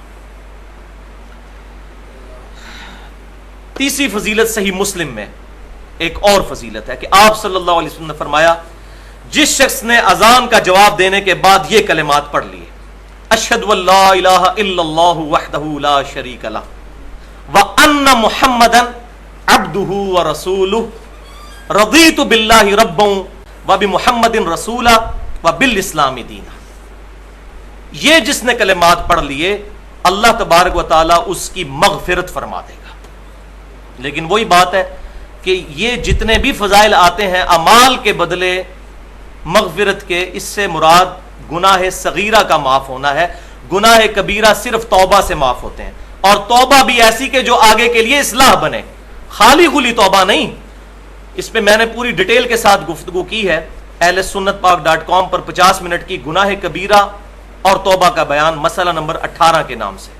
وہاں میں نے یہ معاملات کھولے ہیں کہ یہ کہاں سے باتیں ہم نے نکالی ہیں کہ گناہ کبیرہ کی توبہ قبول نہیں ہوتی، یہ احادیث کے اندر ہے، وہ ڈیٹیل کے ساتھ اس میں نے الحمدللہ بیان کی ہے، آج محل نہیں ہے۔ سنت اذکار کے حوالے سے ایک اور بھی آپ انفارمیشن کے لیے میں بیان کر دوں کہ ہماری جو ویب سائٹ ہے اہل سنت پاک.com، اس پر 2 سنت اذکار کے کارڈز ہمارے PDF فارم میں جو ہے اپلوڈ ہیں۔ ایک ہے صبح و شام کے سنت اذکار تقریباً 27 کے قریب، اور فرض نماز کے بعد کے سنت اذکار تقریباً 18 کے قریب، بالکل صحیح سند کے ساتھ جو روایتیں ثابت تھیں، کیونکہ میں نے جب تجزیہ کیا تو ہمارے معاشرے میں اس وقت جتنے بھی اذکار کے کارڈ ہیں کسی نہ کسی کارڈ میں 1 یا 2 روایتیں ایسی ہیں جو اصول محدثین پر ضعیف ہیں، تو الحمدللہ وہ سارے کارڈ سامنے رکھ کر اور پھر میں نے اس کو ترتیب دینے کے بعد اس دور میں ایک بہت بڑے اہل سنت کے محدث، حدیث کے علم میں وہ اپنی مثال نہیں رکھتے، حافظ شیخ زبیر علی زئی صاحب، ان سے پھر میں نے پروف ریڈنگ بھی اس کی کروا کے اس کے بعد پرنٹنگ اس کی کروائی۔ تو وہ اذکار والے کارڈ بھی ڈاؤن لوڈ کریں، اور ہارڈ کاپی ہمارے پاس اویلیبل ہے، اس پر بھی اہتمام کریں۔ تو یہ 5 وضاحتیں ہوئیں۔ اب آتے ہیں اس ٹاپک کی طرف جو آج میں نے ڈسکس کرنے ہیں، 12 پوائنٹس۔ 3 پوائنٹس میں پہلے ڈسکس کر چکا ہوں پچھلے درس کے اندر، تو آج کے 12 ملا کر یہ ٹوٹل 15 فقہی احکام و مسائل بن جائیں گے اذان اور اقامت کے حوالے سے۔ اور یہ جو 12 آج کے مسائل ہیں یہ بڑے کڑوے مسائل ہیں، کیونکہ اس میں شاید ہی کوئی مکتبہ فکر بچے جس کے اوپر زد نہ آئے، لیکن اس کو علمی حوصلے کے ساتھ بات کو سننا ہے، پوری بات سننی ہے۔ انشاءاللہ تعالی اگر ہم کتاب و سنت کے سامنے اپنے آپ کو پیش کریں گے، اپنے فرقے کو پیچھے رکھتے ہوئے اور کتاب و سنت اور اجماع کو حجت مانتے ہوئے، تو پھر تو بات سمجھ آئے گی۔ اگر فرقہ آڑے آ گیا، مولوی آڑے آ گیا، یا اپنا کوئی بزرگ آڑے آ گیا، پھر بات سمجھ نہیں آنی۔ تو میں ایک جملہ بولا کرتا ہوں واصف علی واصف صاحب کا کہ اسلام جمع فرقہ از اکول ٹو 0۔ اسلام میں جب فرقہ جمع ہوگا تو رزلٹ 0 آئے گا، یا اسلام بچے گا یا فرقہ بچے گا۔ اگر اسلام کو بچانا ہے پھر فرقہ واریت کی لعنت سے نکلنا ہوگا۔ اس میں پہلے بھی کافی دفعہ ڈیٹیل کے ساتھ گفتگو کر چکا ہوں۔ ایک دفعہ دروشی پڑھ لیجیے، اللہم صلی علی محمد وعلی آل محمد کما صلیت علی ابراہیم وعلی آل ابراہیم انک حمید مجید، اللہم بارک علی محمد وعلی آل محمد کما بارکت علی ابراہیم وعلی آل ابراہیم انک حمید مجید۔ یہ 3 پوائنٹس تو میں نے پچھلی دفعہ ڈسکس کیے تھے، اب آتے ہیں چوتھے پوائنٹ کی طرف، وہ ہے اذان سے پہلے الصلاۃ والسلام علیک یا رسول اللہ، یہ کلمات پڑھنا، اس کی شرعی حیثیت کیا ہے؟ اور اب تو بعض لوگوں نے اقامت کے ساتھ بھی یہ کلمات شروع کر دی ہیں، خصوصاً ہمارے جو دعوت اسلامی والے بھائی ہیں، انہوں نے پچھلے 5-7 سالوں میں ایک یہ اور نیا کام ایڈ کیا ہے کہ اقامت سے پہلے بھی الصلاۃ والسلام علیک یا رسول اللہ پڑھنا شروع کر دیا ہے۔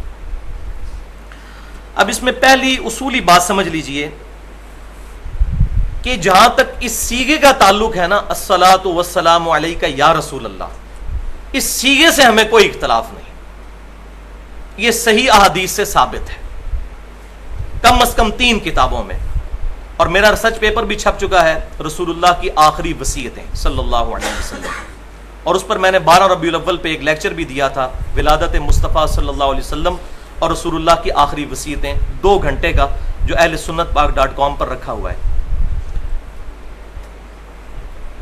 ریسرچ پیپر نمبر 1 ہے، اس میں میں نے اس کا حوالہ ریٹن میں بھی دیا ہے کہ سنن الکبریٰ البیہقی میں صحیح سند کے ساتھ،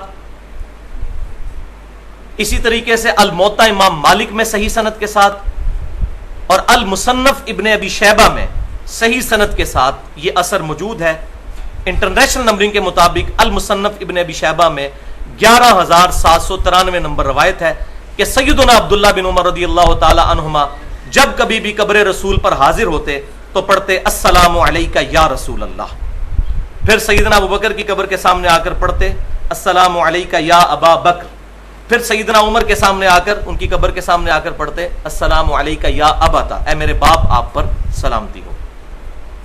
یہی وجہ ہے کہ سعودی عرب سے بھی جو مفتی اعظم سعودی عرب کی کتاب چھپی ہے مسجد نبوی میں حاضری کا طریقہ، شیخ عبداللہ بن باز رحمہ اللہ کی، انہوں نے بھی یہ روایت لکھی ہے اور انہوں نے یہی طریقہ لکھا ہے قبر رسول پر حاضری کا، الحمدللہ اس میں کوئی اختلاف نہیں ہے۔ پاکستان میں بھی جو پہلے کچھ اہل حدیث علماء کی طرف سے غلط قسم کی ریزسٹنس سامنے آئی تھی، لیکن اب الحمدللہ اہل سنت میں سے بریلوی اور دیوبندی تو پہلے ہی قائل تھے، یہ تیسرا مکتبہ فکر جو ہے اہل حدیث، ان کی بھی جو اشاعت کا سب سے بڑا ادارہ ہے دارالسلام، پوری دنیا میں سب سے زیادہ کتابیں وہی چھاپ رہا ہے، انہوں نے بھی جو درود شریف کا کارڈ چھاپا ہے اس میں یہ سیگا لکھ دیا ہے کہ یہ ثابت ہے، لیکن قبر رسول پر جا کر، یہاں سے پڑھنا یہ ثابت کوئی نہیں ہے۔ یہ قبر رسول کے لیے صحابہ کرام علیہم رضوان صلی اللہ علیہ وآلہ وسلم قبر رسول صلی اللہ علیہ وسلم پر جا کر یہ درود شریف پڑھا کرتے تھے، لہٰذا یہ اس کے لیے مخصوص ہے۔ اگر اس کے علاوہ کہیں پڑھنا ثابت ہے تو ہمیں روایت پیش کی جائے، ہم ایکسیپٹ کر لیں گے۔ اس کو آپ اس طرح سمجھ لیجئے، کیا ٹوائلٹ میں جاتے وقت مسجد میں جانے کی دعا پڑھی جا سکتی ہے؟ نہیں۔ اسی طریقے سے مسجد میں جاتے وقت ٹوائلٹ والی دعا نہیں پڑھی جائے گی۔ یہ درود شریف پرٹیکولر قبر رسول صلی اللہ علیہ وسلم کے لیے ہے، سیدنا ابن عمر رضی اللہ تعالی عنہما کا اثر۔ اس کے علاوہ کہیں ثابت ہے تو بتائیں۔ ہمیں یا رسول اللہ سے کوئی چڑ نہیں ہے، نہ یا نبی اللہ کے ساتھ، ہم ہر نماز میں یا رسول اللہ کہتے ہیں، السلام علیکہ ایھا النبی ورحمۃ اللہ وبرکاتہ، اے نبی آپ پر سلام ہو، رحمتیں ہوں، برکتیں ہوں۔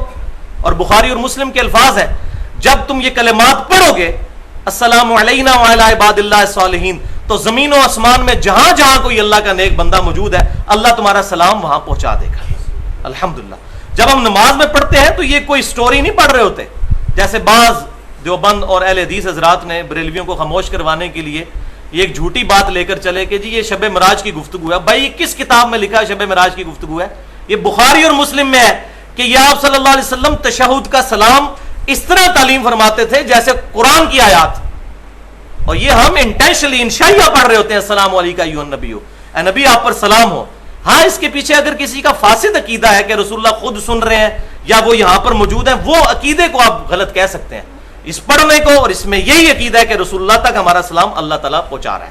ورنہ تو یہ بدبختی ہے نماز میں اگر اس کو سٹوری کے طور پہ پڑھنا ہے پھر تو پوری نماز ہی پھر سٹوری بن جائے گی. تو یہ سٹوری نہیں ہے، یہ انشائیہ ہے الحمدللہ، کیونکہ بخاری اور مسلم میں ساتھ ہی موجود ہے کہ اللہ سلام پہنچا دے گا. لہذا اسی کی ڈیٹیل میں نے مسئلہ حاضر و ناظر جو ہے اس کے غلط اور صحیح پہلو مسئلہ نمبر 7 کے نام سے اہل سنت پاک .com پر 25 منٹ کی گفتگو رکھی ہوئی ہے. اس میں نے ڈیٹیل کے ساتھ اس ٹاپک کو ایڈریس کیا. آج محل نہیں. عام حالت میں ہم کون سا دروشی پڑھیں؟ تو بھائیو صحیح بخاری اور مسلم کی متفقن علیہ حدیث ہے کہ جب یہ آیت درود نازل ہوئی سورۃ الاحزاب کی آیت نمبر 56 بسم اللہ الرحمن الرحیم ان اللہ وملائکتہ یصلون علی النبی یا ایھا الذین آمنوا صلوا علیہ وسلموا تسلیما اللهم صل علی محمد وعلی آل محمد کما صلیت علی ابراہیم وعلی آل ابراہیم انک حمید مجید اللهم بارک علی محمد وعلی آل محمد کما بارکت علی ابراہیم وعلی آل ابراہیم انک حمید مجید. تو بخاری اور مسلم کے الفاظ ہیں کہ اس آیت کے جواب میں آپ صلی اللہ علیہ وسلم نے نماز والا درود ابراہیمی جو میں نے اب پڑھا یہ تعلیم فرمایا.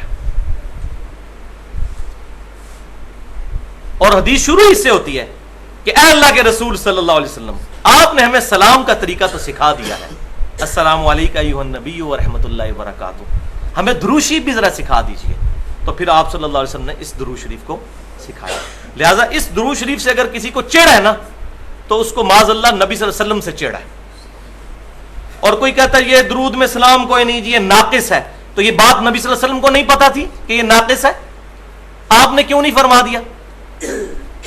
تو نماز کے اندر یہ پرفیکٹ ہے اس اعتبار سے بھی کہ سلام بھی آ جاتا ہے اور درود شریف بھی. باقی نماز کے علاوہ بھی یہ درود شریف پڑھنا چاہیے. اس کی وجہ یہ ہے کہ درود و سلام جو ہے یہ ایکویلنٹ ورڈ کے طور پر بھی استعمال ہوتے ہیں، لیکن جہاں جہاں ثابت ہے جو سیغہ ثابت ہے الحمدللہ وہ ہم پڑھنے کے قائل ہیں. تو اذان کے بعد درود شریف پڑھنا ثابت ہے. صحیح مسلم میں حدیث میں بتا چکا کہ جو اذان کا جواب دے اس کے بعد درود شریف پڑھے، اس کے بعد الوسیلہ والی دعا مانگے تو نبی صلی اللہ علیہ وسلم کی شفاعت اس کے لیے حلال ہو جائے گی. لیکن اذان کے بعد درود شریف کون سا پڑھنا ہے؟ جو آپ صلی اللہ علیہ وسلم نے تعلیم فرمایا، اور اس کو اذان کے ساتھ اٹیچ نہیں کرنا، اذان سے الگ. اذان دے دی اس کے بعد دعا مانگے درود شریف پڑھیں، یہ سارے کام کریں، لیکن اذان کے ساتھ اس کو اٹیچ کرنا ثابت نہیں. تو درود شریف اذان کے بعد ثابت ہے، پہلے نہیں. اور الحمدللہ دور حاضر میں بریلوی مکتب فکر کے سب سے بڑے محقق جو ہے غلام رسول سعیدی صاحب، جو مفتی منیب الرحمان صاحب کے مدرسے میں شیخ الحدیث ہیں، میں تقریباً 2-3 دفعہ ان سے ڈیٹیل ملاقات کر چکا ہوں. ان کی مسجد میں درود شریف جو ہے وہ اذان سے پہلے نہیں پڑھا جاتا، اور انہوں نے باقاعدہ شرح صحیح مسلم میں لکھ بھی دیا کہ یہ پہلے پڑھنا ثابت نہیں. اور انہوں نے خود بریلویوں کو جھنجھوڑا ہے کہ کیا تم سیدنا بلال سے بڑھ کر محبت رسول کرنے والے ہو؟ پہلے ان سے تو ثابت کرو کہ انہوں نے اذان کے شروع میں اٹیچ کیا ہو. ہاں بعد میں اجتہادی طور پر کوئی بندہ پڑھ لیتا ہے، ہم اس پہ کوئی فتویٰ نہیں لگاتے، لیکن درود شریف کا صیغہ وہ ہونا چاہیے جو کتاب و سنت سے اس جگہ پر ثابت ہو. اذان دے لیں، اسپیکر بند کر دیں. اسپیکر میں ضروری ہے کہ لوگوں کو سنانا ہے، اسپیکر بند کر کے علادہ سے اس درود شریف کو پڑھیں، جتنی بار مرضی پڑھیں. اور میری الحمدللہ پوری 70 منٹ کی گفتگو ہے درود شریف کے صحیح احکام اور مسائل اور فضائل، اس پر ڈیٹیل کے ساتھ الحمدللہ درود شریف پر اہل سنت پاک .com پر اپلوڈ ہے. تو جہاں جہاں درود شریف ثابت ہے ہم الحمدللہ قائل ہیں. اب یہ بھی کہا جاتا ہے کہ جی دیکھیں جی درود شریف کا تو کوئی ٹائم ہی نہیں، جس ٹائم مرضی پڑھے. یہ بھی آپ سنتے ہوں گے لوگوں سے کہ جی درود شریف کا تو کوئی ٹائم نہیں ہے. تو پہلے اس میں یہ بات سمجھ لیجئے جس ٹائم پر ثابت ہے الحمدللہ وہ ہمارا عمل ہے. سنن ابن ماجہ میں صحیح سند کے ساتھ ہے کہ نبی صلی اللہ علیہ وسلم جب مسجد میں داخل ہوتے تو پڑھتے بسم اللہ والسلام علی رسول اللہ. یہ آج بھی مسجد نبوی پہ لکھا ہوا ہے، باب جبریل والے باب البقی کے اوپر، بسم اللہ والسلام علی رسول اللہ اللہم اغفر لی ذنوبی وافتح لی ابواب رحمتک، یہ پوری دعا ہم قائل ہیں. لیکن جہاں جہاں ثابت ہوگا وہاں. اب کوئی کہتا ہے جی ثابت نہیں تو کیا ہوا؟ تو یہ اس کے لیے میں اب بتانے لگا ہوں الزامی جواب کے طور پر کہ جامعہ ترمذی میں صحیح سند کے ساتھ یہ حدیث موجود ہے کہ ابن عمر رضی اللہ تعالیٰ عنہما کے سامنے کسی کو چھینک آئی تو اس نے پڑھ دیا الحمدللہ والسلام علی رسول اللہ. تو ابن عمر نے فرمایا یہ تو نے کیا پڑھا ہے؟ ان کا جی درود شریف تو پڑھا ہے. تو انہوں نے فرمایا تم وہی کہو جو نبی صلی اللہ علیہ وسلم کہا کرتے تھے. آپ صلی اللہ علیہ وسلم ہمیں اذان کے جواب، اس میں چھینک کے جواب میں الحمدللہ یا الحمدللہ رب العالمین علی کل حال تعلیم فرمایا کرتے تھے. تم وہی کہو جو نبی صلی اللہ علیہ وسلم کہا کرتے تھے. اس نے آگے سے نہیں کہا کہ تسی جناب گستاخ رسول ہو گئے ہو، درود شریف منکر ہو. یہ نہیں انہوں نے کہا کہ ابن عمر آپ گستاخ رسول ہو گئے، آپ درود شریف سے منع کر رہے ہیں. کیونکہ اس وقت یہ بیماری نہیں تھی کہ اپنی مرضی سے دین میں ایگزیجریشن کی جائے. ان کو پتا تھا کہ دین میں صرف وہی کام کرنے ہیں جو آپ صلی اللہ علیہ وسلم نے تعلیم فرمائے. اور ابن عمر کی یہ تربیت آپ صلی اللہ علیہ وسلم کی طرف سے ہوئی تھی. بخاری اور مسلم کی متفق علیہ حدیث ہے، آپ صلی اللہ علیہ وسلم نے ایک صحابی کو وضو کرنے کے بعد ایک دعا تعلیم فرمائی.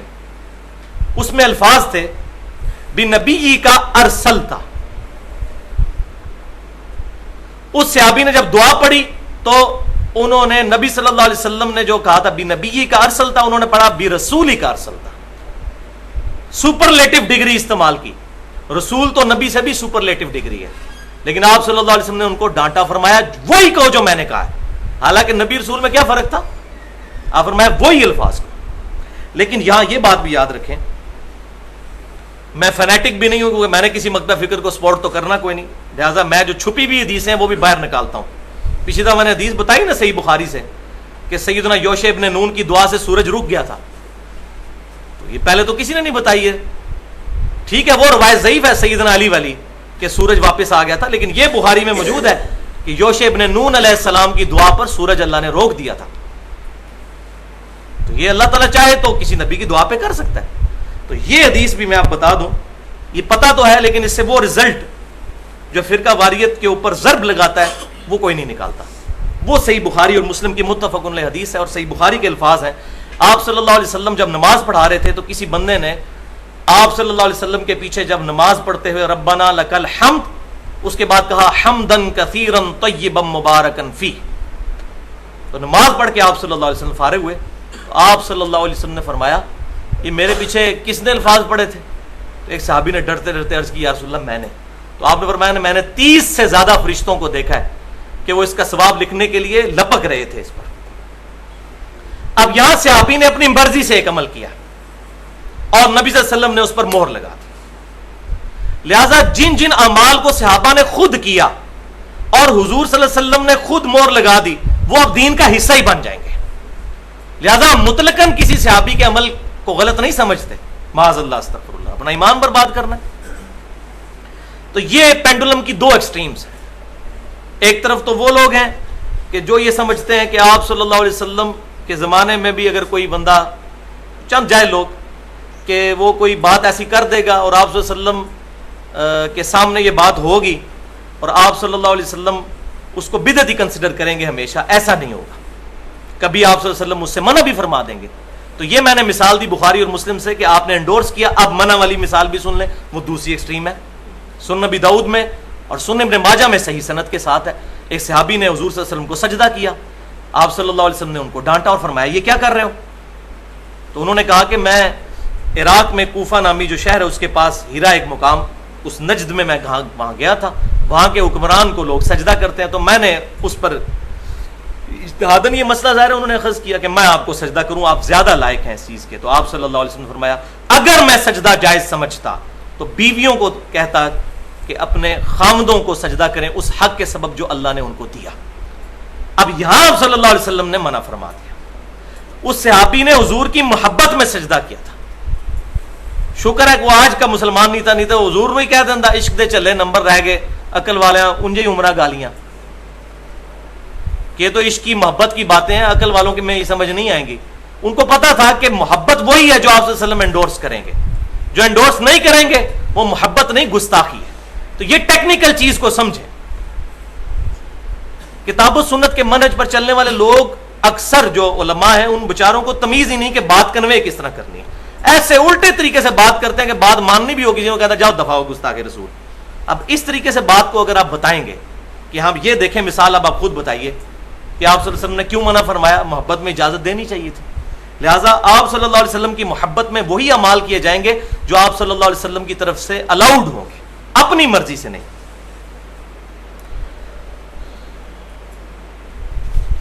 تو الحمدللہ یہ پوائنٹ نمبر 4 کمپلیٹ ہوا. اب آ جائیے جناب پوائنٹ نمبر 5 کی طرف. فقہ حنفی کی ایک مشہور کتاب ہے در مختار. اس پر حاشیہ لکھا ہے ابن عابدین شامی نے، جس کو فتاوی شامی بھی کہا جاتا ہے اور رد المختار بھی کہا جاتا ہے. در مختار، مختار میں خے ہے خرگوش والی، اور رد المختار میں ہے ہے حلوائی والی. رد المختار یہ اس کا رد نہیں ہے، رد المختار یعنی در مختار پر جو اعتراضات کیے گئے ان کا رد انہوں نے کیا ہے. اور یہ فقہ حنفی کی متفقن علیہ کتاب ہے. بریلوی اور دیوبندی مکتبہ فکر کے علماء اس کتاب کو پڑھاتے ہیں، بلکہ یہ ان کے نزدیک امام حنیفہ رحمۃ اللہ علیہ کے بعد جو چند بڑے علماء ہیں ان میں سے ابن عابدین شامی بھی ہے. اس میں انہوں نے لکھا ہے کہ جب مؤذن کہے اشہد ان محمد الرسول اللہ تو انگوٹھے چوم کر آنکھوں کو لگائے جائیں اور پڑھا جائے قرۃ عینی بک یا رسول اللہ. اے اللہ کے رسول آپ میری آنکھوں کی ٹھنڈک ہے. آپ آنکھوں کی کیا، ہمارے دل کی، ہماری ایک ایک رگ کی ٹھنڈک ہے، اس میں تو کوئی دوسری بات ہی نہیں ہے. اور دوسری دفعہ پڑھا جائے صلی اللہ علیہ یا رسول اللہ. اب یہ فقہ حنفی کی متفقہ کتاب میں یہ مسئلہ لکھا ہوا ہے، لیکن ظلم کی انتہا ہے کہ دیوبند مکتبہ فکر کے علماء جو ہیں اس کو بدعت کہتے ہیں. حالانکہ پتہ ہے ان کو کہ یہ ہماری کتاب میں لکھا ہوا ہے، لیکن چونکہ بریلوی کرتے ہیں وہ ضد میں آگے ہوئے ہیں. وہ کہتے ہیں نہیں جی وہ تو ضعیف روایتیں ہیں، تو خود پوری فضائل اعمال سوائے چند حدیثوں کے ضعیف ہے. تو وہاں کہتے ہیں جی ضعیف حدیث فضائل میں لے لینی چاہیے، تو فضائل میں انگوٹھے چومنے والی حدیث بھی پھر لینی چاہیے. یہ 2 نمبر پالیسی تو نہ رکھیں. وہ بریلوی چومتے ہیں اس لیے نہیں لینی. یہ ساری فرقہ واریت کی لعنت ہے.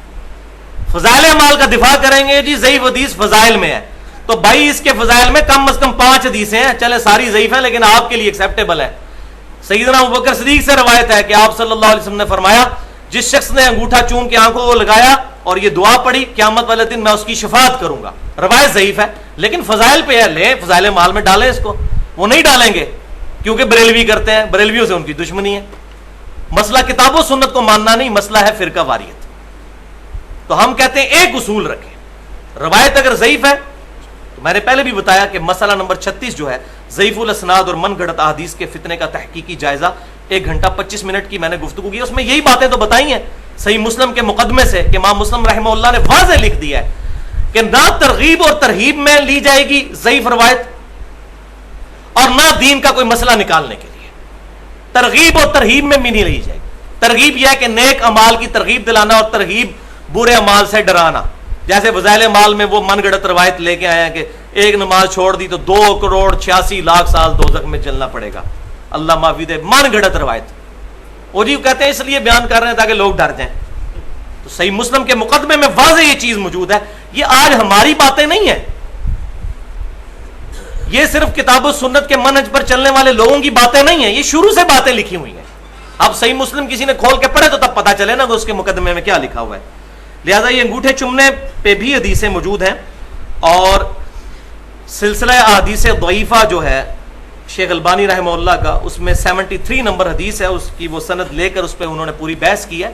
ایون خود امام ابن جوزی رحمۃ اللہ علیہ جنہوں نے الموضوعات کبیر یعنی بڑی بڑی من گھڑت حدیثیں، ان میں بھی اس روایت کو لے کر آئے. ابن جوزی وہ ہیں جو اہل سنت کہلوانے والے تینوں گروہ بریلوی، دیوبندی اور اہل حدیث، ایون اہل تشیع بھی ان کو محبت سے دیکھتے ہیں، کیونکہ انہوں نے مشہور واق کتاب لکھی تھی کہ یہ اس سرکش کا رد ہے جو یزید کو برا نہیں کہتا. یہ 6 صدی ہجری میں ہے، 8 سے 900 سال پہلے. اس کتاب کا الحمدللہ بھی ایک دیوبندی عالم نے ترجمہ کر دیا ہے، اور میں نے وہ کتاب منگوائی ہے. زبردست کتاب ہے. اس میں انہوں نے صحیح سند کے ساتھ یزید کے بارے میں جو ائمہ اہل سنت امام احمد بن حنبل، امام شافعی، امام مالک، ان کے اقوال جو ہیں وہ ساری کی ساری چیزیں جمع فرمائی ہیں. تو ابن جوزی نے بھی لکھا کہ یہ من گھڑت روایتوں میں سے ہے. اچھا، علامہ سخاوی جو بہت بڑے ایک صوفی بزرگ ہیں، القول البدیع درود شریف پر ایک اتھینٹک کتاب صوفیوں کے ہاں اس کو مانا جاتا ہے، انہوں نے بھی لکھ دیا کہ یہ من گھڑت روایت ہے، یہ انگوٹھے چومنے والی. یعنی جو اس روایت کو پیش کرنے والے ہیں، ضعیف روایتوں کو جمع کرنے والے، وہ بھی اس سے انکار کر رہے ہیں. لہذا ہم اگر کسی بیچارے کو نہیں پتا اور ضعیف روایتوں کی بنیاد پر وہ انگوٹھے چومتے ہیں، ہم اس کو بدتی نہیں کہتے، پیار اور محبت سے اس کو سمجھانا چاہیے، فتویٰ بازی سے بچنا چاہیے.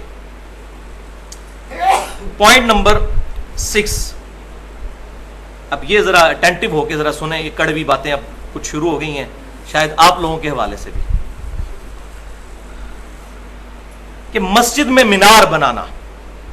کیونکہ کتاب و سنت کے منہج پر چلنے والے جو لوگ ہیں ہمارے انڈیا پاکستان میں، خصوصاً چند ایسے لوگ ہیں جن کے دماغ میں یہ کہیں سے بات بیٹھ گئی ہے کہ شاید مسجد کا مینار بنانا یہ بدعت ہے. اور ہمارے پاکستان میں وہ جہاں بھی مسجد بناتے ہیں تو مینار نہیں بناتے. اب ان کی جو جماعت کے ساتھ جو لوگ اٹیچ ہیں ان کو پتہ نہیں کہ اندر سے یہ چکر کیا ہے، کیونکہ اوپنلی تو نہیں بتاتے. اصل مسئلہ یہ ہے کہ وہ مینار کو بدعت سمجھتے ہیں، تو وہ کمرہ ٹائپ مسجدیں بناتے ہیں اپنی، لیکن پبلک کو یہ بات نہیں بتاتے. پبلک لتر مارے گی کہ یہ آپ کیا کر رہے ہیں بھائی، پہلے مسجد نبی کے مینار جا کے گراؤ، خانہ کعبے کے گراؤ، اس لیے بتاتے نہیں ہیں. تو میں اب چاہ رہا ہوں کہ ان کے بھی یہ فاسد عقیدہ جو ہے کہ مینار کو بدعت سمجھنا، اور یہ نہ سمجھیے گا کہ یہ تمام اہل حدیث کا ایسا نظریہ ہے، چند ایک لوگ ان میں فنیٹکس ہیں جن کا یہ نظریہ ہے. تو مینار جو ہے بنانا بھائی کوئی بدعت نہیں. صحیح مسلم میں حدیث ہے کہ نبی صلی اللہ علیہ وسلم نے فرمایا کہ سیدنا عیسیٰ علیہ السلام قرب قیامت میں مسجد دمشق کے مشرقی مینار پر اتریں گے 2 زرد چادروں میں، تہمد اور اوپر چادر، 2 فرشتوں کے پروں پر ہاتھ رکھے ہوئے. اور اس میں میں نے بڑی ڈیٹیل سے گفتگو کی ہے حیات مسیح اور نزول مسیح علیہ السلام، اور ان لوگوں کا رد کیا ہے جو سیدنا عیسیٰ علیہ السلام کے دوبارہ دنیا میں آنے کے قائل نہیں ہے، کتاب اللہ سے اور سنت سے بھی، لیکن پرٹیکولر کتاب اللہ سے. اہل سنت پاک.com پر تقریباً 1 گھنٹے کی گفتگو رکھی ہوئی ہے حیات مسیح اور نزول مسیح مسئلہ نمبر 12 کے نام سے. تو آج ٹاپک نہیں. تو صحیح مسلم میں ہے کہ سیدنا عیسیٰ علیہ السلام مینار پر اتریں گے. تو آپ صلی اللہ علیہ وسلم خود مینار کا ذکر کر رہے ہیں، ورنہ بدعت والی جگہ ہوتی تو اللہ کا پیغمبر تو وہاں نہ اترتا. بات سمجھ آ گئی؟ حضور پہلے رد کرتے کہ غلط ہوگا، مینار ہوگا لیکن حضور حضرت عیسیٰ علیہ السلام سائڈ پہ اتریں گے کیونکہ مینار بدعت ہے. ایسی بات کوئی نہیں کی. اسی طریقے سے امام ابو داؤد رحمۃ اللہ علیہ نے ایک پورا چیپٹر ہے جس کا نام رکھا ہے مینار اور اونچی جگہ پر چڑھ کر اذان دینے کا بیان. چونکہ اذان کے ساتھ ریلیٹڈ ہے نا مینار بیسیکلی تو بنایا اسی لیے گیا ہے ایک اونچی جگہ پر چڑھ کے اذان دی جائے تاکہ دور دور تک آواز جائے. اس کا مقصد تو یہ ہے، جس طرح آج کل سپیکر لگتے ہیں مناروں کے اوپر، تو لہذا اس کو بدعت سمجھنا بے وقوفی ہے. امام ابو داؤد نے باقاعدہ ہیڈنگ بنائی ہے مینار اور اونچی جگہ پر اذان دینے کا بیان. اس میں ایک روایت لے کر آئے ہیں کہ بنی نجار کی ایک عورت کہتی ہے کہ مدینہ شریف میں سب سے اونچا گھر میرا تھا، تو سیدنا بلال میرے گھر کے اوپر چڑھ کر اذان دیا کرتے تھے. اور اس کا ذکر صحیح مسلم میں بھی ہے. اما عائشہ فرماتی ہیں رضی اللہ تعالی عنہا کہ سیدنا بلال رضی اللہ تعالیٰ عنہ اذان دے کر نیچے اترتے تھے اور ابن ام مکتوم فجر کی اذان کے لیے پھر اوپر چڑھتے تھے اونچی جگہ پر. اسی کی آج شکل جو ہے وہ مینار موجود ہے. لہٰذا یہ کوئی بدعت نہیں. صحیح مسلم سے میں نے بتا دیا کہ عیسیٰ علیہ السلام بھی مینار پر اتریں گے. لہٰذا میرے نزدیک کتاب و سنت کے دلائل پر اس پر اجماع ہے کہ مسجد کے مینار ہونے چاہیے. ہاں اس میں دوسری ایکسٹریم یہ نہیں کہ کروڑوں اربوں روپیہ مینار کے اوپر لگا دیا جائے. مسجد جو ہے وہ 1 مرلے کی نہیں ہوتی اور 10 لاکھ کا مینار اس کے ساتھ کھڑا کر، یہ نہیں. مینار کا فائدہ کیا؟ اور یہ شعار اسلام میں سے، اسلام کی نشانیوں میں سے ایک نشانی.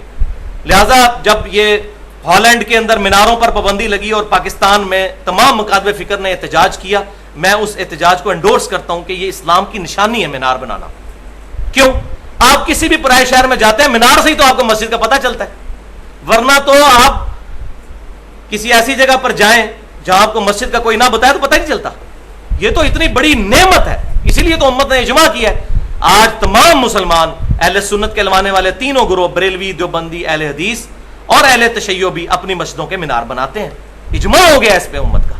اور آپ صلی اللہ علیہ وسلم نے فرمایا کہ میری امت کبھی بھی گمراہی پر جمع نہیں ہوگی. المستدرک للحاکم میں صحیح سند کے ساتھ ہے. وہی اجماع پہ میں نے ڈیٹیل سے گفتگو بھی کی ہے, مسئلہ نمبر 31 کے نام سے 50 منٹ پہ ahlsunnatpak.com پر رکھی ہوئی ہے. تو مسجد کا مینار یہ شہر اسلام میں سے ہے. دوسرے شہر میں جائیں تو ایون اپنے شہر میں بھی کسی ایسی جگہ پہ آپ مسجد جب ڈھونڈنی ہوتی ہے تو مینار دیکھ رہے ہوتے ہیں. تو مینار سے یہ نہ سمجھیے گا کہ بہت بڑے میناروں کی میں بات کروں, ایسے مینار کے جس سے مسجد کی لوکیشن کا پتہ چل جائے. اور اگر کوئی بڑے بھی بنا لیتا ہے تو اس پہ ہم کوئی بدعت کا فتویٰ نہیں لگا سکتے. الحمدللہ حرمین شریفین میں جو ہے وہ مینار کا اہتمام کیا گیا ہے. پوائنٹ نمبر 7 وہ ہے کیا بغیر وضو کے اذان دی جا سکتی ہے؟ تو اس میں ایک ضعیف روایت ہے جامعہ ترمذی میں کہ آپ صلی اللہ علیہ وسلم نے فرمایا کہ صرف باوضو شخص ہی اذان دے. لیکن یہ روایت اصول محدثین پر ضعیف ہے. اس میں امام ابن شہاب زہری رحمہ اللہ مدلس ہیں اور ان سے روایت کر رہے ہیں اور سما کی تصریح کوئی نہیں. اور اسی سکم کو لکھ کر امام ترمذی نے ساتھ لکھا ہے کہ یہ حدیث ضعیف ہے. الحمدللہ امت کا اجماع بھی ہے اس پر کہ بغیر وضو کے اذان درست ہے.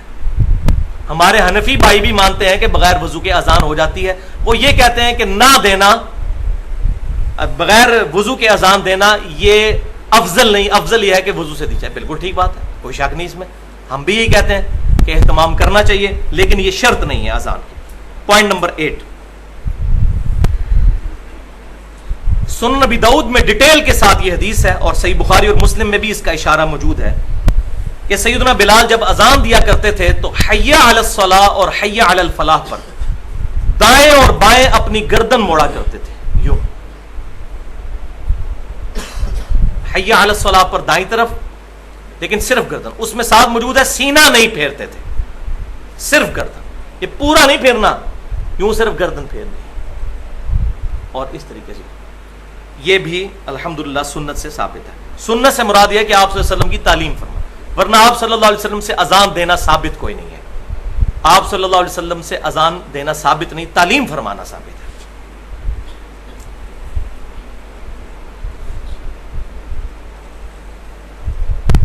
اس میں ایک بات نوٹ کر لیجئے کہ صحیح بخاری اور مسلم میں متفق علیہ حدیث ہے کہ آپ صلی اللہ علیہ وسلم بارش والے دن حی علی الصلاۃ کی جگہ تعلیم فرمایا کرتے تھے الصلاۃ فی الرحال, کہ نماز اپنے گھروں میں پڑھ لو, یا صلوا فی بیوتکم, نماز اپنی گھروں میں ہی پڑھ لو. یہ صحیح بخاری میں بھی ہے اور صحیح مسلم میں.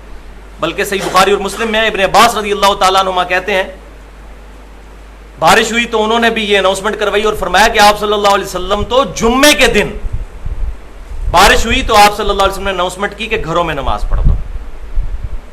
اور آپ صلی اللہ علیہ وسلم نے ساتھ ہی فرمایا کہ میں نہیں چاہتا کہ تم مسجد میں آتے وقت کیچڑ اور مٹی کا شکار ہو جاؤ, اس لیے گھروں میں نماز پڑھ لو. حریص علیکم بالمؤمنین رؤوف الرحیم. الحمدللہ.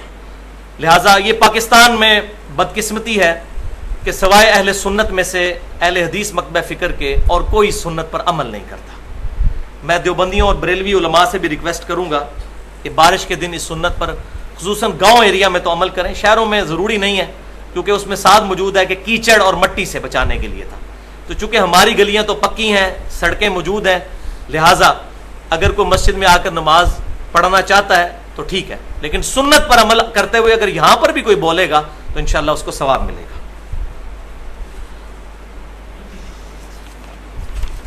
پوائنٹ نمبر 9 صحیح مسلم میں حدیث ہے کہ ایک شخص نے اذان سنی مسجد میں, اس کے بعد مسجد سے باہر نکل گیا. سیدنا ابو ہریرہ رضی اللہ تعالیٰ عنہ وہاں موجود تھے. انہوں نے فرمایا اس نے ابو القاسم صلی اللہ علیہ وسلم کی نافرمانی کی ہے. اذان سن کر مسجد سے باہر نکل گیا. یعنی آپ صلی اللہ علیہ وسلم اس سے منع فرماتے تھے. اور یہ معذرت کے ساتھ یہ اکثر مولوی یہ کام کرتے ہیں, عام بندے نہیں. عام بندے تو بیچارے آتے ہی جماعت کی پہلی رکعت میں بڑی مشکل سے دوسری میں ملتے ہیں. میں نے اپنی زندگی میں تمام مکاتب فکر کے مولویوں میں یہ بیماری دیکھی ہے کہ ایگزیکٹ اذان کے وقت اذان ہو رہی ہوتی ہے اور مسجد سے باہر جا رہے ہوتے ہیں. ان کو پوچھیں بھائی کہیں جا رہے ہو, کہاں جا رہے ہو؟ وہ جی کہیں جلسہ ہے. تو پہلے نکل جاتے, اب تمہاری تکبیر اولیٰ بھی رہ جائے گی. مستحب کام کے لیے اپنی تکبیر اولیٰ چھوڑ رہے ہو، نماز پڑھ کے چلے جاؤ، تم نے کون سا پہاڑ پٹ لینا ہے 15-20 منٹ کا ایڈوانٹیج لے کے؟ تو یہ اکثر مولویوں میں بیماری موجود ہے. مسجد میں اذان ہو گئی، اب مسجد میں بغیر شرعی عذر کے نہیں نکل سکتے، کہ پیشاب پخانے کے لیے کوئی نکل جاتا ہے، ٹھیک ہے وضو کر کے واپس. کیوں کہ آپ کو مسجد کی طرف بلایا جا رہا ہے، آپ پہلے ہی مسجد میں موجود ہیں، اور اتنی اکڑ ہے آپ میں کہ آپ اللہ کے لیے 15 منٹ انتظار نہیں کر سکتے، 10 منٹ انتظار نہیں کر سکتے اور چلے جا رہے ہیں باہر. یہ بہت بڑا ظلم ہے. اس سے تو پرائورٹی شو ہوتی ہے کہ اللہ is not our top priority.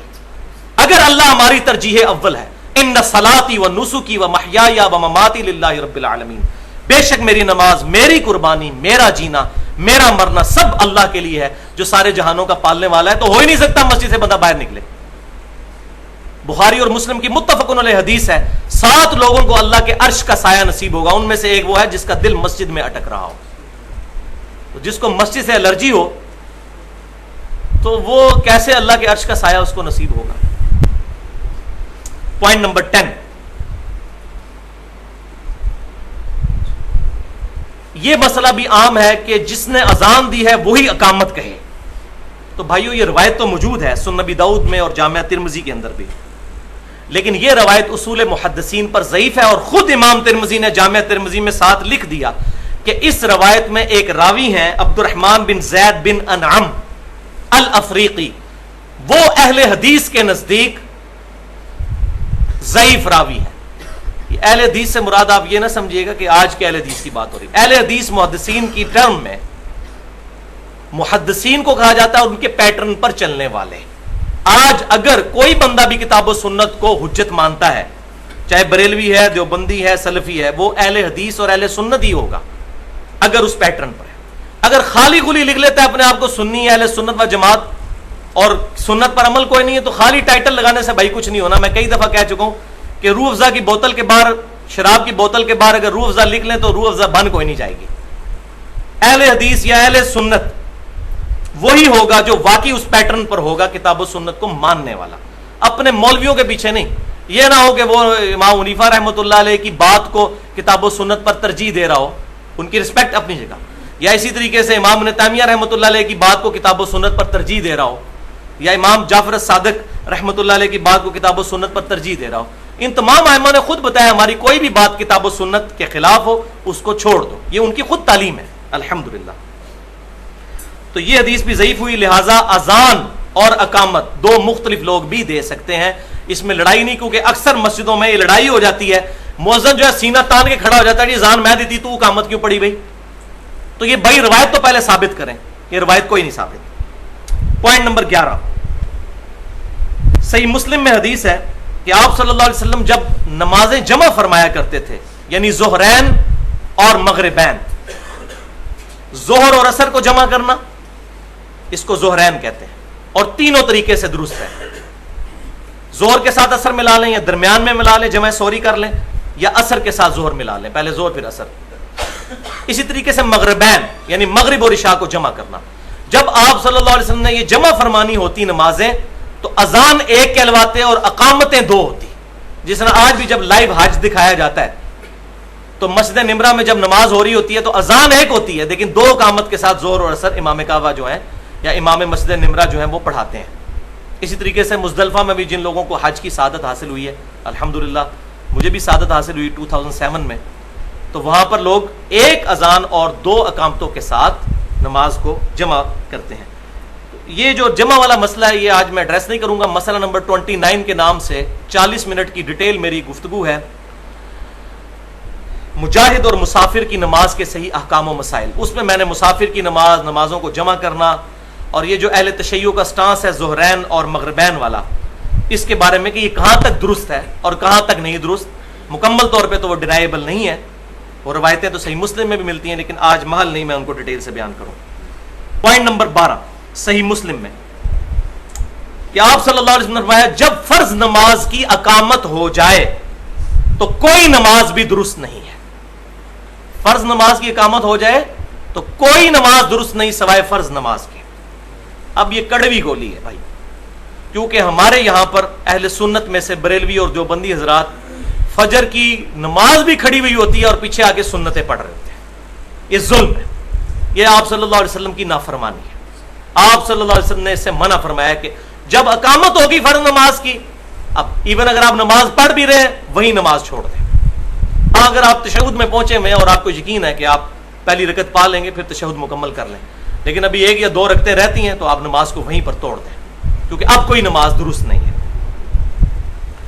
لہٰذا یہ فجر کی جو یہ 2 سنتوں والا مسئلہ ہے، اس کو بھی میں تھوڑا سا بیان کر دوں تاکہ یہ مسئلہ کلیئر ہو جائے کہ یہ فجر کی جو 2 سنتوں والا مسئلہ ہے بھائیوں، فجر کی 2 سنتیں اگر کسی کی چھوٹ گئی ہیں تو یہ بھی جائز ہے کہ وہ فرض کے فوراً بعد پڑھ لے. جامعہ ترمذی اور سنن ابی داؤد میں روایت موجود ہے، لیکن وہ دونوں روایتیں ضعیف ہیں. صحیح سند کے ساتھ صحیح ابن حبان میں اور صحیح ابن خزیمہ میں موجود ہے کہ آپ صلی اللہ علیہ وسلم فجر کی نماز پڑھا کر نکلے تو ایک صحابی کو دیکھا کہ وہ نماز پڑھ رہا ہے. آپ کھڑے رہے اس کے پاس. جب نماز پڑھ کر فارغ ہوا تو آپ صلی اللہ علیہ وسلم نے فرمایا کہ یہ کیا پڑھ رہے تھے؟ تو انہوں نے عرض کیا اللہ کے رسول میری 2 رکعتیں رہ گئی تھی میں وہ پڑھ رہا ہوں. تو آپ صلی اللہ علیہ وسلم خاموش ہو گئے. اس کو کہتے ہیں حدیث کی ٹرم میں حدیث تقریری، کہ جس عمل پر آپ صلی اللہ علیہ وسلم خاموش ہو جائیں وہ بھی سنت میں شامل ہے. آپ نے منع نہیں فرمایا، کیونکہ نبی پر واجب ہوتا ہے غلط کام کو روکنا. ہم تو مصلحت کا شکار ہو سکتے ہیں، پروفٹ اگر مصلحت کا شکار ہو تو دین کا حصہ بن جائے گا. یہ بات سمجھ لیجیے، پروفٹ پہ ہر وقت فرض ہوتا ہے کہ غلط بات کو فوراً ٹوکے. تو آپ صلی اللہ علیہ وسلم کا اس کو انڈورس کرنا، ہاں یہ بات ضرور ہے کہ افضل یہی ہے کہ سورج نکلنے کے بعد وہ سنتیں پڑھی جائیں. وہ جامعہ ترمذی میں موجود ہے صحیح سند کے ساتھ. ابن عمر رضی اللہ تعالیٰ عنہما کہتے ہیں جس کی فجر کی 2 سنتیں چھوٹ جائیں تو وہ سورج نکلنے کے بعد یعنی اشراق کے وقت میں پڑھے. اور مفتی اعظم سعودی عرب جو ابن باز ہیں انہوں نے بھی اپنے فتوے میں یہی لکھا ہے کہ بہتر یہی ہے کہ بعد میں پڑھے، لیکن فوراً بعد پڑھنا بھی جائز ہے. اور اس میں یہ بھی شرط نہیں ہے کہ آپ مسجد میں اتنی دیر بیٹھے رہے، سورج نکلنے کا گھر چلے جائیں، گھر جا کے پڑھ لیں. لیکن وہ سنتیں پڑھنی ہیں، کیونکہ آپ صلی اللہ علیہ وسلم سفر میں بھی سنتیں فجر والی نہیں چھوڑا کرتے تھے. تو فجر کی سنتوں کی اہمیت ہے الحمدللہ. لہٰذا اس میں یہ فجر کی 2 رکعتیں جو ہیں وہ استثناء ہے، آپ بعد میں پڑھ سکتے ہیں. لیکن یہاں ایک تلخ بات یہ ہے کہ روٹین بھی نہیں بنانی چاہیے کہ ہمیشہ ہی لیٹ آئیں اور فجر کے فرضوں کے بعد سنت پڑھنا شروع کر دیں. اس کا مطلب ہے کہ آپ صلی اللہ علیہ وسلم نے ایک ٹائم رکھا اس کا کہ فرضوں سے پہلے پڑھنی ہے اور آپ ہمیشہ لیٹ آ کے بعد میں پڑھ رہے ہیں. تو آپ جان بوجھ کر ہمیشہ اس کو ڈیلے کر رہے ہیں سستی کی وجہ سے، تو آپ اس ٹائم کو بدل رہے ہیں.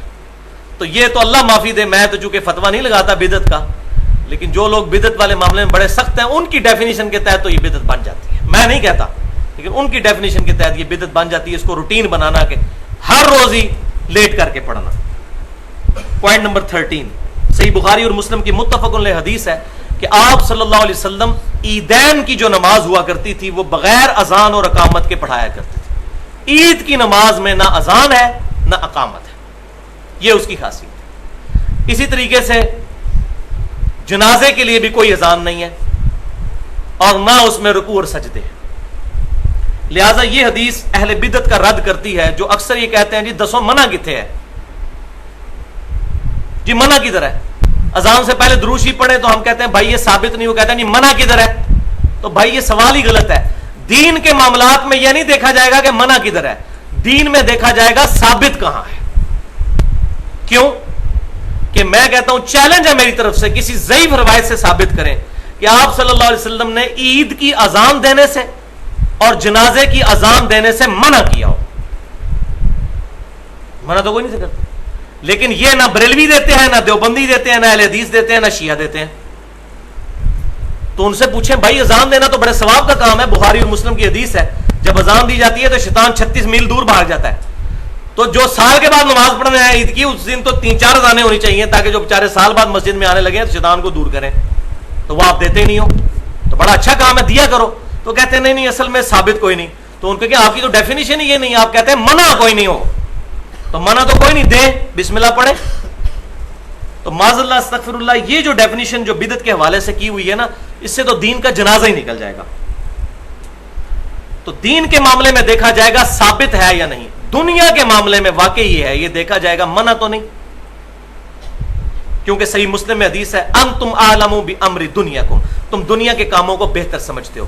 اس پہ میں نے بڑی خطرناک گفتگو کی ہے. خطرناک اس لیے کہہ رہا ہوں کہ اس میں بڑی تلخ حقائق بھی موجود ہے. مسئلہ نمبر 39 کے نام سے 35 منٹ کی گفتگو ہے، علم وحی اور علم سائنس کی اہمیت اور ان کا دائرہ کار. اس میں نے پھر ڈیٹیل کے ساتھ یہ چیز ایڈریس کی ہے کہ کن چیزوں کو دین میں دیکھا جائے گا کہ ثابت ہے، دین والی چیزیں دیکھا جائے گا ثابت ہے یا نہیں، دنیا میں دیکھا جائے گا منع ہے یا نہیں. اب یہ جو کہہ رہے ہوتے ہیں جی قالین مسجد میں ڈال لیتے ہیں یہ بدعت نہیں، تو منع کہاں ہے بھائی؟ یہ دنیا والے معاملات ہیں. مسجد میں قالین ڈالنا، پنکھا لگانا، کیا کوئی بندہ نیت کرتے وقت اپنے ذہن میں، جو زبان سے تو نیت ثابت نہیں ہے لیکن دل میں نیت کو حاضر کرتے وقت کیا یہ نیت کرتا ہے کہ اوپر اس قالین کے نیچے اس پنکھے کے منہ طرف خانہ کعبہ شریف؟ تو یہ دین کا حصہ تو نہیں ہے، یہ دنیاوی معاملات ہیں. اس میں اسی طریقے سے الیکٹرانک کاؤنٹر استعمال کر لینا تسبیح کی جگہ پر، تو کاؤنٹنگ کا ایک ذریعہ کر سکتے ہیں. ہوائی جہاز پر یا بحری جہاز پر حج کے لیے جانا ایک ذریعہ ہے. آپ کو کہ جی نبی صلی اللہ علیہ وسلم تو گدھے پر جاتے تھے یا گھوڑے یا اس پر اونٹ پر، تو آپ کیوں جاتے ہیں؟ یہ بدعت ہے. تو یہ دنیاوی معاملات ہیں. اس کے بارے میں الحمدللہ نبی صلی اللہ علیہ وسلم نے مطلقاً اجازت مرحمت فرما دی ہے. وہ صحیح مسلم میں حدیث ہے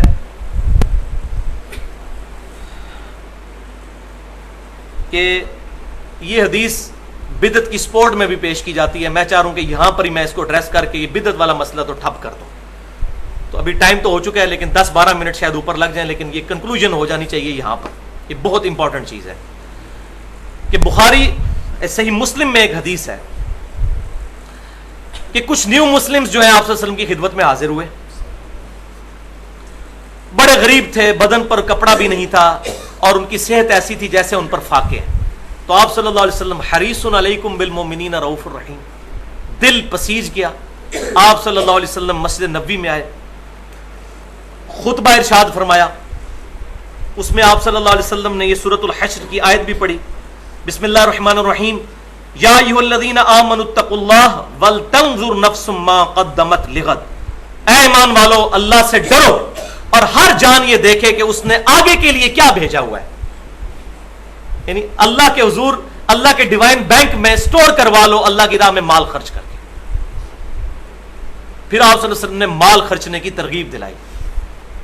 ایک صحابی گئے، وہ گھر سے اشرفیوں کا تھیلا اٹھا کر لائے، اور صحابی کہتے ہیں کہ اتنا وزنی تھا کہ وہ بمشکل ہی اس کو اٹھانے میں کامیاب ہو رہے تھے، گھسیٹتے ہوئے لے کے آئے تھے. انہوں نے لا کر مسجد نبی میں صحن میں لا کے وہ رکھا.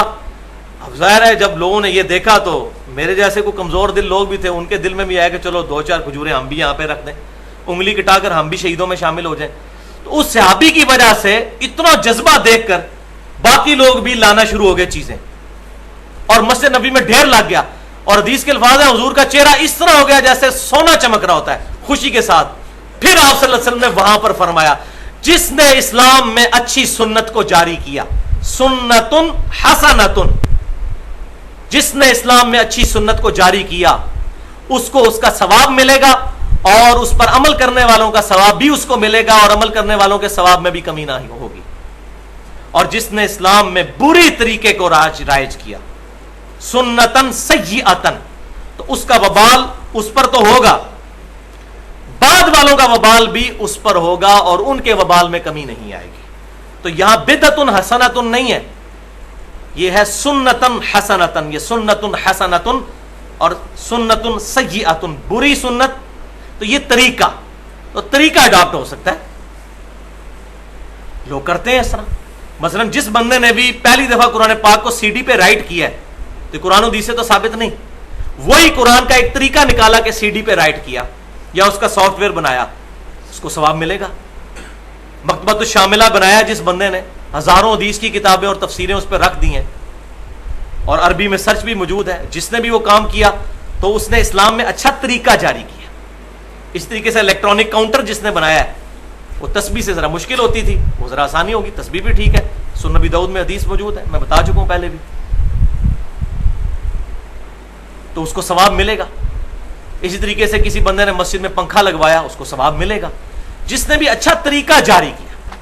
لیکن وہ حدیث یاد رکھیں، بخاری اور مسلم کی متفق علیہ حدیث ہے، من احدث فی امرنا ھذا فہو رد، جس نے ہمارے دین میں کوئی چیز داخل کر دی وہ مردود ہے. دین میں کوئی چیز داخل نہیں ہو سکتی. وہ آپ پہلے سن چکے ہیں. صرف چھینک کے جواب میں بسم اللہ الحمدللہ والسلام علی رسول اللہ پڑھا تو عبداللہ بن عمر نے منع فرما دیا، کیونکہ دین میں ایڈیشن ہوتی تھی. دنیا کے معاملے میں انتم عالم بامر دنیاکم، صحیح مسلم میں اوپر تلے 4 حدیثیں. تو یہ والا فرق بھی آپ سمجھ لیجئے کہ یہ دین والا معاملہ اور دنیا کا معاملہ جو ہے، کیونکہ اگر یہ ڈیفینیشن مان لی جائے بدعت کے حوالے سے کہ جی کوئی بھی کام اچھی نیت سے دین میں داخل کر دیا جائے بدعت کوئی نہیں، تو پھر آپ وسلم کا وہ خطبہ جو ہے معاذ اللہ فضول ہوا کرتا تھا، معاذ اللہ. اما بعد فإن خیر الحدیث کتاب اللہ وخیر الہدی ہدی محمد صلی اللہ علیہ وسلم، سب سے بہترین اور ہدایت یافتہ راستہ محمد صلی اللہ علیہ وسلم کا ہے. وشر الامور محدثاتها، اور تمام بدترین کام وہ ہیں جو نئے دین میں داخل کیے جائیں. وکل محدثۃ بدعہ، اور تمام نئے کام بدعتیں ہیں. وکل بدعۃ ضلالہ، اور تمام بدعتیں گمراہیاں ہیں. وکل ضلالۃ فی النار، اور تمام گمراہیاں دوزخ میں لے جانے والی ہیں. صحیح مسلم میں بھی، سنن نسائی میں بھی، مسند امام احمد میں بھی صحیح سند کے ساتھ موجود ہے. تو پھر آپ کیوں کہتے تھے اگر کوئی جو بھی نیکی کی نیت سے کر لیا جائے یہ بدعت ہے ہی نہیں ہے، تو پھر حضور کو یہ کہنے کی ضرورت نہیں، نیکی کی نیت سے ہی کام شروع ہوتا ہے. ہمارے اہل تشیع بھائی جو ماتم کرتے ہیں گناہ کھٹنے کے لیے نہیں کرتے، نیکی کی نیت سے ہی کرتے ہیں. لہٰذا اس میں یہ بات سمجھ لیجئے، یہ پینڈولم کی دو ایکسٹریمز ہیں، دو ایکسٹریمز. ایک ایکسٹریم یہ ہے کہ ہر چیز کو بدعت کہہ دینا، جس میں چند ہمارے خصوصاً اہل حدیث مکتبہ فکر میں فنیٹک قسم کے مولوی ہیں، ہر بات پہ بدعت کا فتویٰ بول دیتے ہیں. سب کی نہیں میں بات کر رہا، بڑے احتیاط والے لوگ بھی موجود ہیں. اور دوسری ایکسٹریم وہ ہے جو ہمارے دیوبند اور بریلوی اور شیعہ مکتبہ فکر میں ایسے لوگ ہیں جو کہتے ہیں نہیں نیکی کا کام ہے، خیر ہے کر لو، اور ہر چیز کو انہوں نے اچھی بدعت بنا کے تو دین میں داخل کر لیا. تو درمیان کا راستہ اس میں یہ ہے کہ جو دین کے معاملات ہیں اس میں ایڈیشن نہ کی جائے، اور کوئی بھی نہیں کرتا چند ایک چیزوں کے سوا. کوئی فجر کے 3 فرض نہیں پڑھتا یا 4 فرض، پتہ ہے ان کو منع تو کوئی نہیں نا 4 فرض پڑھنا، تو کہتے ہیں نہیں تعلیم ہی 2 فرمایا ہے. تو بھائی اسی طریقے سے باقی چیزیں بھی جو ہے وہ دیکھے تعلیم فرمائی ہے یا نہیں. اس مسئلے کو بڑی احتیاط کے ساتھ سمجھنے کی ضرورت ہے، ورنہ یہ فتویٰ بازی کے چکر میں جو ہے وہ اجتہاد کی آڑ میں وہ ہر چیز کو اچھی بدعت کہہ کے اڈاپٹ کرتے چلے جاتے ہیں. تو میرا یہ ہے میں بدعت کے معاملے میں درمیانی موقف رکھتا ہوں کہ دین کے معاملات میں چیزیں دیکھی جائیں اور بڑی احتیاط کے ساتھ. دین میں بھی دین کے ساتھ بعض اوقات ڈائریکٹ دین میں چیزیں داخل نہیں ہوتی لیکن انڈائریکٹ ہوتی ہیں. جس طرح ابھی جو گستاخ رسول والا ایشو شروع ہوا اس میں نے پورا لیکچر بھی دیا تھا تقریباً 80 منٹ کا. تو پوری دنیا میں احتجاج ہو رہا ہے. اب ظاہر ہے یہ قرآن و حدیث سے تو ثابت نہیں ہے احتجاج، لیکن پوری امت نے اجماع کیا. حرمت رسول کانفرنسز ہو رہی ہیں، گستاخ رسول کے خلاف ریلیز نکالی جا رہی ہیں. اب یہ جو سارے معاملات ہو رہے ہیں، اب یہ بیوقوفی ہے کوئی کہ جی یہ ثواب کی نیت سے نہیں ہو رہے تو گناہ کھٹنے کے لیے ہو رہے ہیں، ثواب کی نیت سے ہی ہو رہے ہیں. اور اگر آپ کہتے ہیں نہ ثواب ہے نہ گناہ تو پھر آپ کو یہ کام کرنا ہی نہیں چاہیے، کیونکہ مومن تو لو کام سے پرہیز کرتا ہے. یہ ثواب کے لیے ہو رہی ہیں حرمت رسول کانفرنس الحمدللہ، اور یہ کوئی بدعت نہیں ہے. اسی طریقے سے بخاری شریف کی تکمیل کا پروگرام کرنا کوئی بدعت نہیں ہے. یہ سارے انتظامی معاملات ہیں. یہ ہمارا یہ درس ہو رہا ہے نبی صلی اللہ علیہ وسلم سے تو ہفتے کی رات کو ثابت نہیں ہے. تو اصل دین میں موجود ہے، اس میں دنیاوی معاملات کے اعتبار سے کوئی چیزیں بعض اوقات کرنی پڑتی ہیں تو بدعت کے حکم میں داخل نہیں ہے. یہاں پر ایک کریٹیکل چیز ہے جو میں بیان کر دوں، جو صحیح بخاری سے بڑا کوٹ کرتے ہیں. میں نے اس پر پوری ڈیٹیل سے گفتگو بھی کی ہے. مسئلہ نمبر 20 کے نام سے حرمین شریف فین میں 20 تراویح کا مسئلہ 40 منٹ کی، اس میں نے یہ بتایا ہے یہ تراویح کے کانٹیکسٹ میں جو صحیح بخاری میں حدیث ہے کہ سیدنا عمر نے جب تراویح شروع کروائی تو اس وقت ایک جملہ بولا تھا نعم البدعۃ ھذہ، یہ کتنا اچھا نیا کام ہے جو میں نے شروع کیا. تو کہتے ہیں دیکھو جی اچھی بدعت کہا تو بری بھی ہوتی ہے اچھی بھی ہوتی ہے. بھائی یہ بتائے تراویح کو جماعت کے ساتھ پڑھنا بدعت ہے؟ آپ صلی اللہ علیہ وسلم نے 3 دن تو پڑھی نا، اس کے بعد منع نہیں فرمایا. اور آپ صلی اللہ علیہ وسلم کی خواہش بھی تھی، بخاری اور مسلم کے الفاظ ہیں مجھے ڈر ہے تم پر فرض نہ ہو جائے. اور آپ کی منشا کو سمجھنے والے صحابہ تھے، صحابہ نے اجماع کیا کہ 3 دن آپ نے پڑھی، اسی کو رینیو کیا. لہذا بدعت کا مطلب ان معنوں میں کہ کوئی نیا کام، مردہ سنت کو زندہ کرنا، اس کو اگر کوئی کہے نا اچھی بدعت، تو بدعت لغت کے معنوں میں کہ نیا کام، مر چکا تھا دوبارہ سے سنت زندہ کی، تو یہ جائز ہے، سیدنا عمر کی سنت ہے. جس طرح میں اب سمجھانے کے لیے کہتا ہوں کہ الحمدللہ میں نے پگڑی باندھنی شروع کی، جس کی وجہ سے کئی لوگوں نے شروع کی تو یہ مردہ سنت زندہ ہوئی، تو میں کہہ سکتا ہوں نعم البدعۃ ھذہ، کیونکہ صحیح بخاری اور مسلم کی متفق علیہ حدیث ہے آپ صلی اللہ علیہ وسلم نے فتح مکہ کے موقع پر کالی پگڑی باندھی ہوئی تھی. المستدرک الحاکم میں صحیح سند کے ساتھ ہے سیدنا سعد بن ابی وقاص نے سفید کلر کی پگڑی باندھی تو اس پہ شملہ نہیں چھوڑا تھا، یہ شملے 2، تو آپ صلی اللہ علیہ وسلم نے کھول کر اپنے مبارک ہاتھوں سے ان کو باندھی سفید کلر کی پگڑی، اور ایک چپے کے برابر شملہ چھوڑا اور فرمایا سعد اس طرح پگڑی باندھا کرو خوبصورت لگتی ہے. تو اب یہ مردہ سنت، مردہ ایسی ہوئی ہے کہ اس کا کچومر بھی نکال دیا، ننگے ساتھ نماز پڑھی جاتی ہے. اور پھر جی وہ ہو جاتی ہے، وہ تو داڑھی کے بغیر بھی نماز ہو جاتی ہے. بھائی داڑھی بھی کوئی نماز کی شرط نہیں، تو ممبر پہ کہا کریں کہ بغیر داڑھی کے بھی نماز ہو جاتی ہے.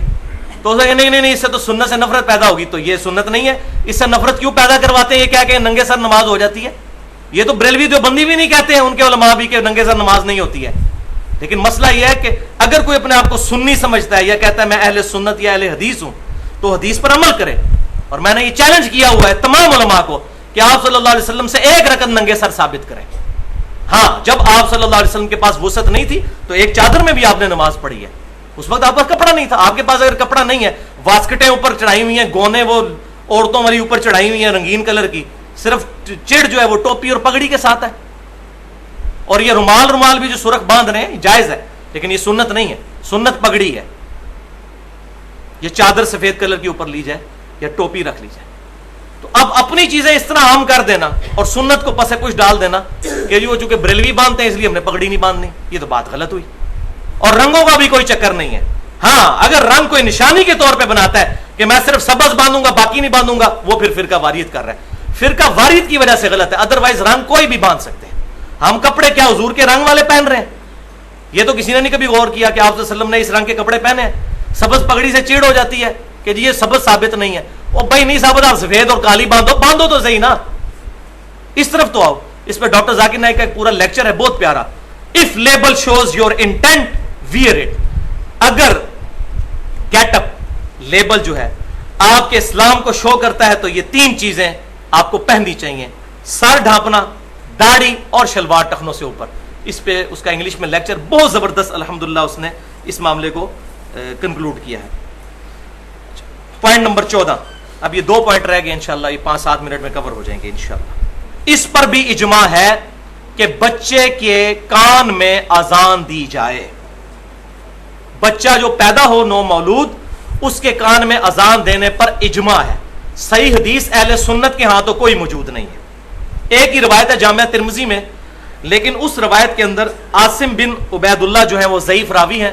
اور روایت میں آپ کو بیان کر دیتا ہوں کہ جب حسن بن علی رضی اللہ تعالیٰ عنہما پیدا ہوئے, سیدنا حسن, تو نبی صلی اللہ علیہ وسلم نے ان کے کان میں اذان دی, لیکن یہ روایت ضعیف ہے. اہل تشیع کے ہاں روایتیں ملتی ہیں کہ اذان دینا سنت سے بھی ثابت ہے, لیکن چونکہ پوری امت کا اجماع ہے اور جس مسئلے میں اجماع ہو وہاں قرآن و سنت سے دلیل کی ضرورت ہی نہیں رہتی. نمازیں 5 ہیں یا 3 ہیں یا 2 ہیں, اجماع ابھی 5 ہے, وہ جمع کرنے والا معاملہ الگ سے, لیکن 5 ہی پڑھتے ہیں سارے. تو جب اجماع ہو تو پھر دلیل کی ضرورت نہیں ہوتی. دلیل وہاں ہوتی ہے جہاں پر اختلاف ہو جائے. لہٰذا اجماع ہے کہ بچے کے کان میں اذان دی جائے.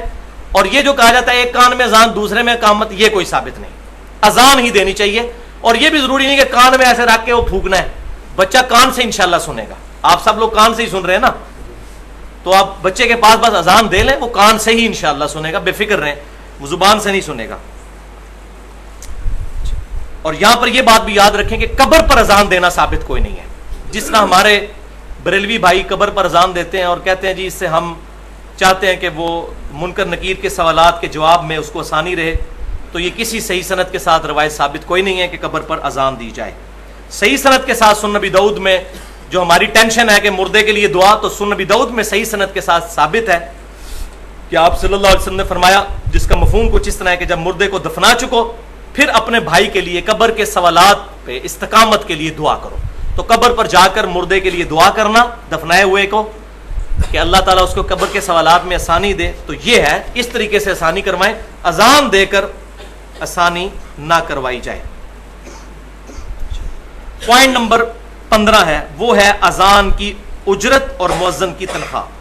یہ ہے آخری مسئلہ جو کڑوا میں نے اینڈ پہ رکھا ہوا تھا. تو بھائیو, سنن نبی داؤد اور جامعہ ترمذی میں حدیث موجود ہے کہ آپ صلی اللہ علیہ وسلم نے صحیح سند کے ساتھ اذان کی اجرت کے معاملے میں سختی فرمائی ہے. اور آپ صلی اللہ علیہ وسلم نے فرمایا, اذان پر اس بندے کو نامزد کرو جو اذان کی اجرت نہ لے, اور مؤذن والنٹیئر ہی ہونا چاہیے. اور الحمدللہ یہ ہماری خوش قسمتی ہے کہ مسلمانوں کی اکثریت مسجدوں میں, بریلوی, دیوبندی, اہل حدیث, اہل تشیع کی مسجدوں میں والنٹیئر لوگ ہی اذان دے رہے ہوتے ہیں, رضا کارانہ. بہت کم ہے جہاں پر مؤذن رکھے ہوتے ہیں. یہ الحمدللہ اجماع کی برکت آپ دیکھ لیں کیسا اتفاق ہو گیا اس مسئلے پہ. تو لہٰذا اسی کو انڈورس کرنا. مسجد کے لیے اگر خدمت کے لیے آپ کو خادم رکھتے ہیں, اس کو تنخواہ دیتے ہیں, کوئی مسئلہ نہیں اس میں. الحمدللہ میں سورۃ البقرہ میں بتا چکا ہوں کہ جو اسلام کی خدمت کے لیے اپنے آپ کو وقف کرتے ہیں ان کی خدمت کرنے میں کوئی حرج نہیں ہے، لیکن جہاں آپ صلی اللہ علیہ وسلم پرٹیکولر منع فرما دیں تو وہاں پر ڈرنا چاہیے. اذان کی اجرت نہیں، ویسے آپ خادم مسجد کے لیے رکھا ہے، وہ اپنے شوق سے اذان دے دیتا ہے تو ٹھیک ہے دے، کیونکہ اس کا اجر تو آپ نے لینا ہے اللہ تعالیٰ سے. نبی صلی اللہ علیہ وسلم کی صحیح بخاری اور صحیح مسلم کی متفق علیہ حدیث ہے کہ قیامت والے دن سب سے اونچی گردنیں ان لوگوں کی ہوں گی جو مؤذن ہیں. کتنی بڑی فضیلت. اور دوسری فضیلت صحیح بخاری اور صحیح مسلم کی متفق علیہ حدیث ہے، بہت زبردست، کہ آپ صلی اللہ علیہ وسلم نے فرمایا مؤذن جب اذان دیتا ہے تو جہاں جہاں اس کی آواز جاتی ہے جو جن اور انسان اس کی آواز سنتے ہیں، حتیٰ کہ جتنی اور مخلوقات آواز سنتی ہیں، قیامت والے دن اس کی اذان کی گواہی دیں گے. اتنی بڑی فضیلت ایک مؤذن کو مل رہی ہے، چند ٹکوں کی خاطر وہ کیوں خراب کرتا ہے؟ اور ہمارے عموماً ٹریڈیشن میں یوں ہی سمجھا جاتا ہے کہ شاید مؤذن جو ہے نا کوئی تھکڑ سا بندہ ہے جو اس کو اذان کے لیے، بعض اوقات امام مسجد بھی اپنی توہین سمجھتے ہیں کہ اذان نہیں، اذان کوئی اور دے. اذان تو فضیلت والی چیز ہے، شوق سے اذان دینی چاہیے. اور یہ ٹھیکیدار بھی نہیں بن جانا چاہیے. مسجدوں میں کچھ لوگ ٹھیکیدار بنے ہوئے ہیں اذانوں کے، کہ وہ کہتے ہیں ہم نے اذان دینی ہے. یہ بہت بڑا ظلم ہے. ہر مسلمان کو بڑھ چڑھ کر اجازت ہونی چاہیے کہ وہ اذان دے. اس معاملے میں جو ہے وہ سختی سے نہیں، اپنے بھائی کے لیے وہی پسند کرو. بخاری اور مسلم کی متفق علیہ حدیث ہے، تم میں سے اس وقت تک کوئی شخص مومن ہی نہیں ہو سکتا جب تک کہ وہی چیز اپنے بھائی کے لیے پسند نہ کرے جو اپنے لیے پسند کرتا ہے. تو اس میں جو مؤذن حضرات ہیں ان کو اپنا دل گردہ جو ہے ذرا کھلا رکھنا چاہیے. اللہ سے دعا ہے جو حق بات میں نے کہی ہمارے دلوں میں راسخ فرمائے. اگر جذبات میں میرے منہ سے کوئی غلط بات نکل گئی تو اللہ تعالی ہمارے دلوں سے محو کر دے. ہمیں کتاب و سنت اور اجماع کی تعلیمات کو سلف صالحین، صحابہ، تابعین، تبع تابعین کے منہج کے مطابق عمل کر کے دوسروں تک پہنچانے کی توفیق عطا فرمائے.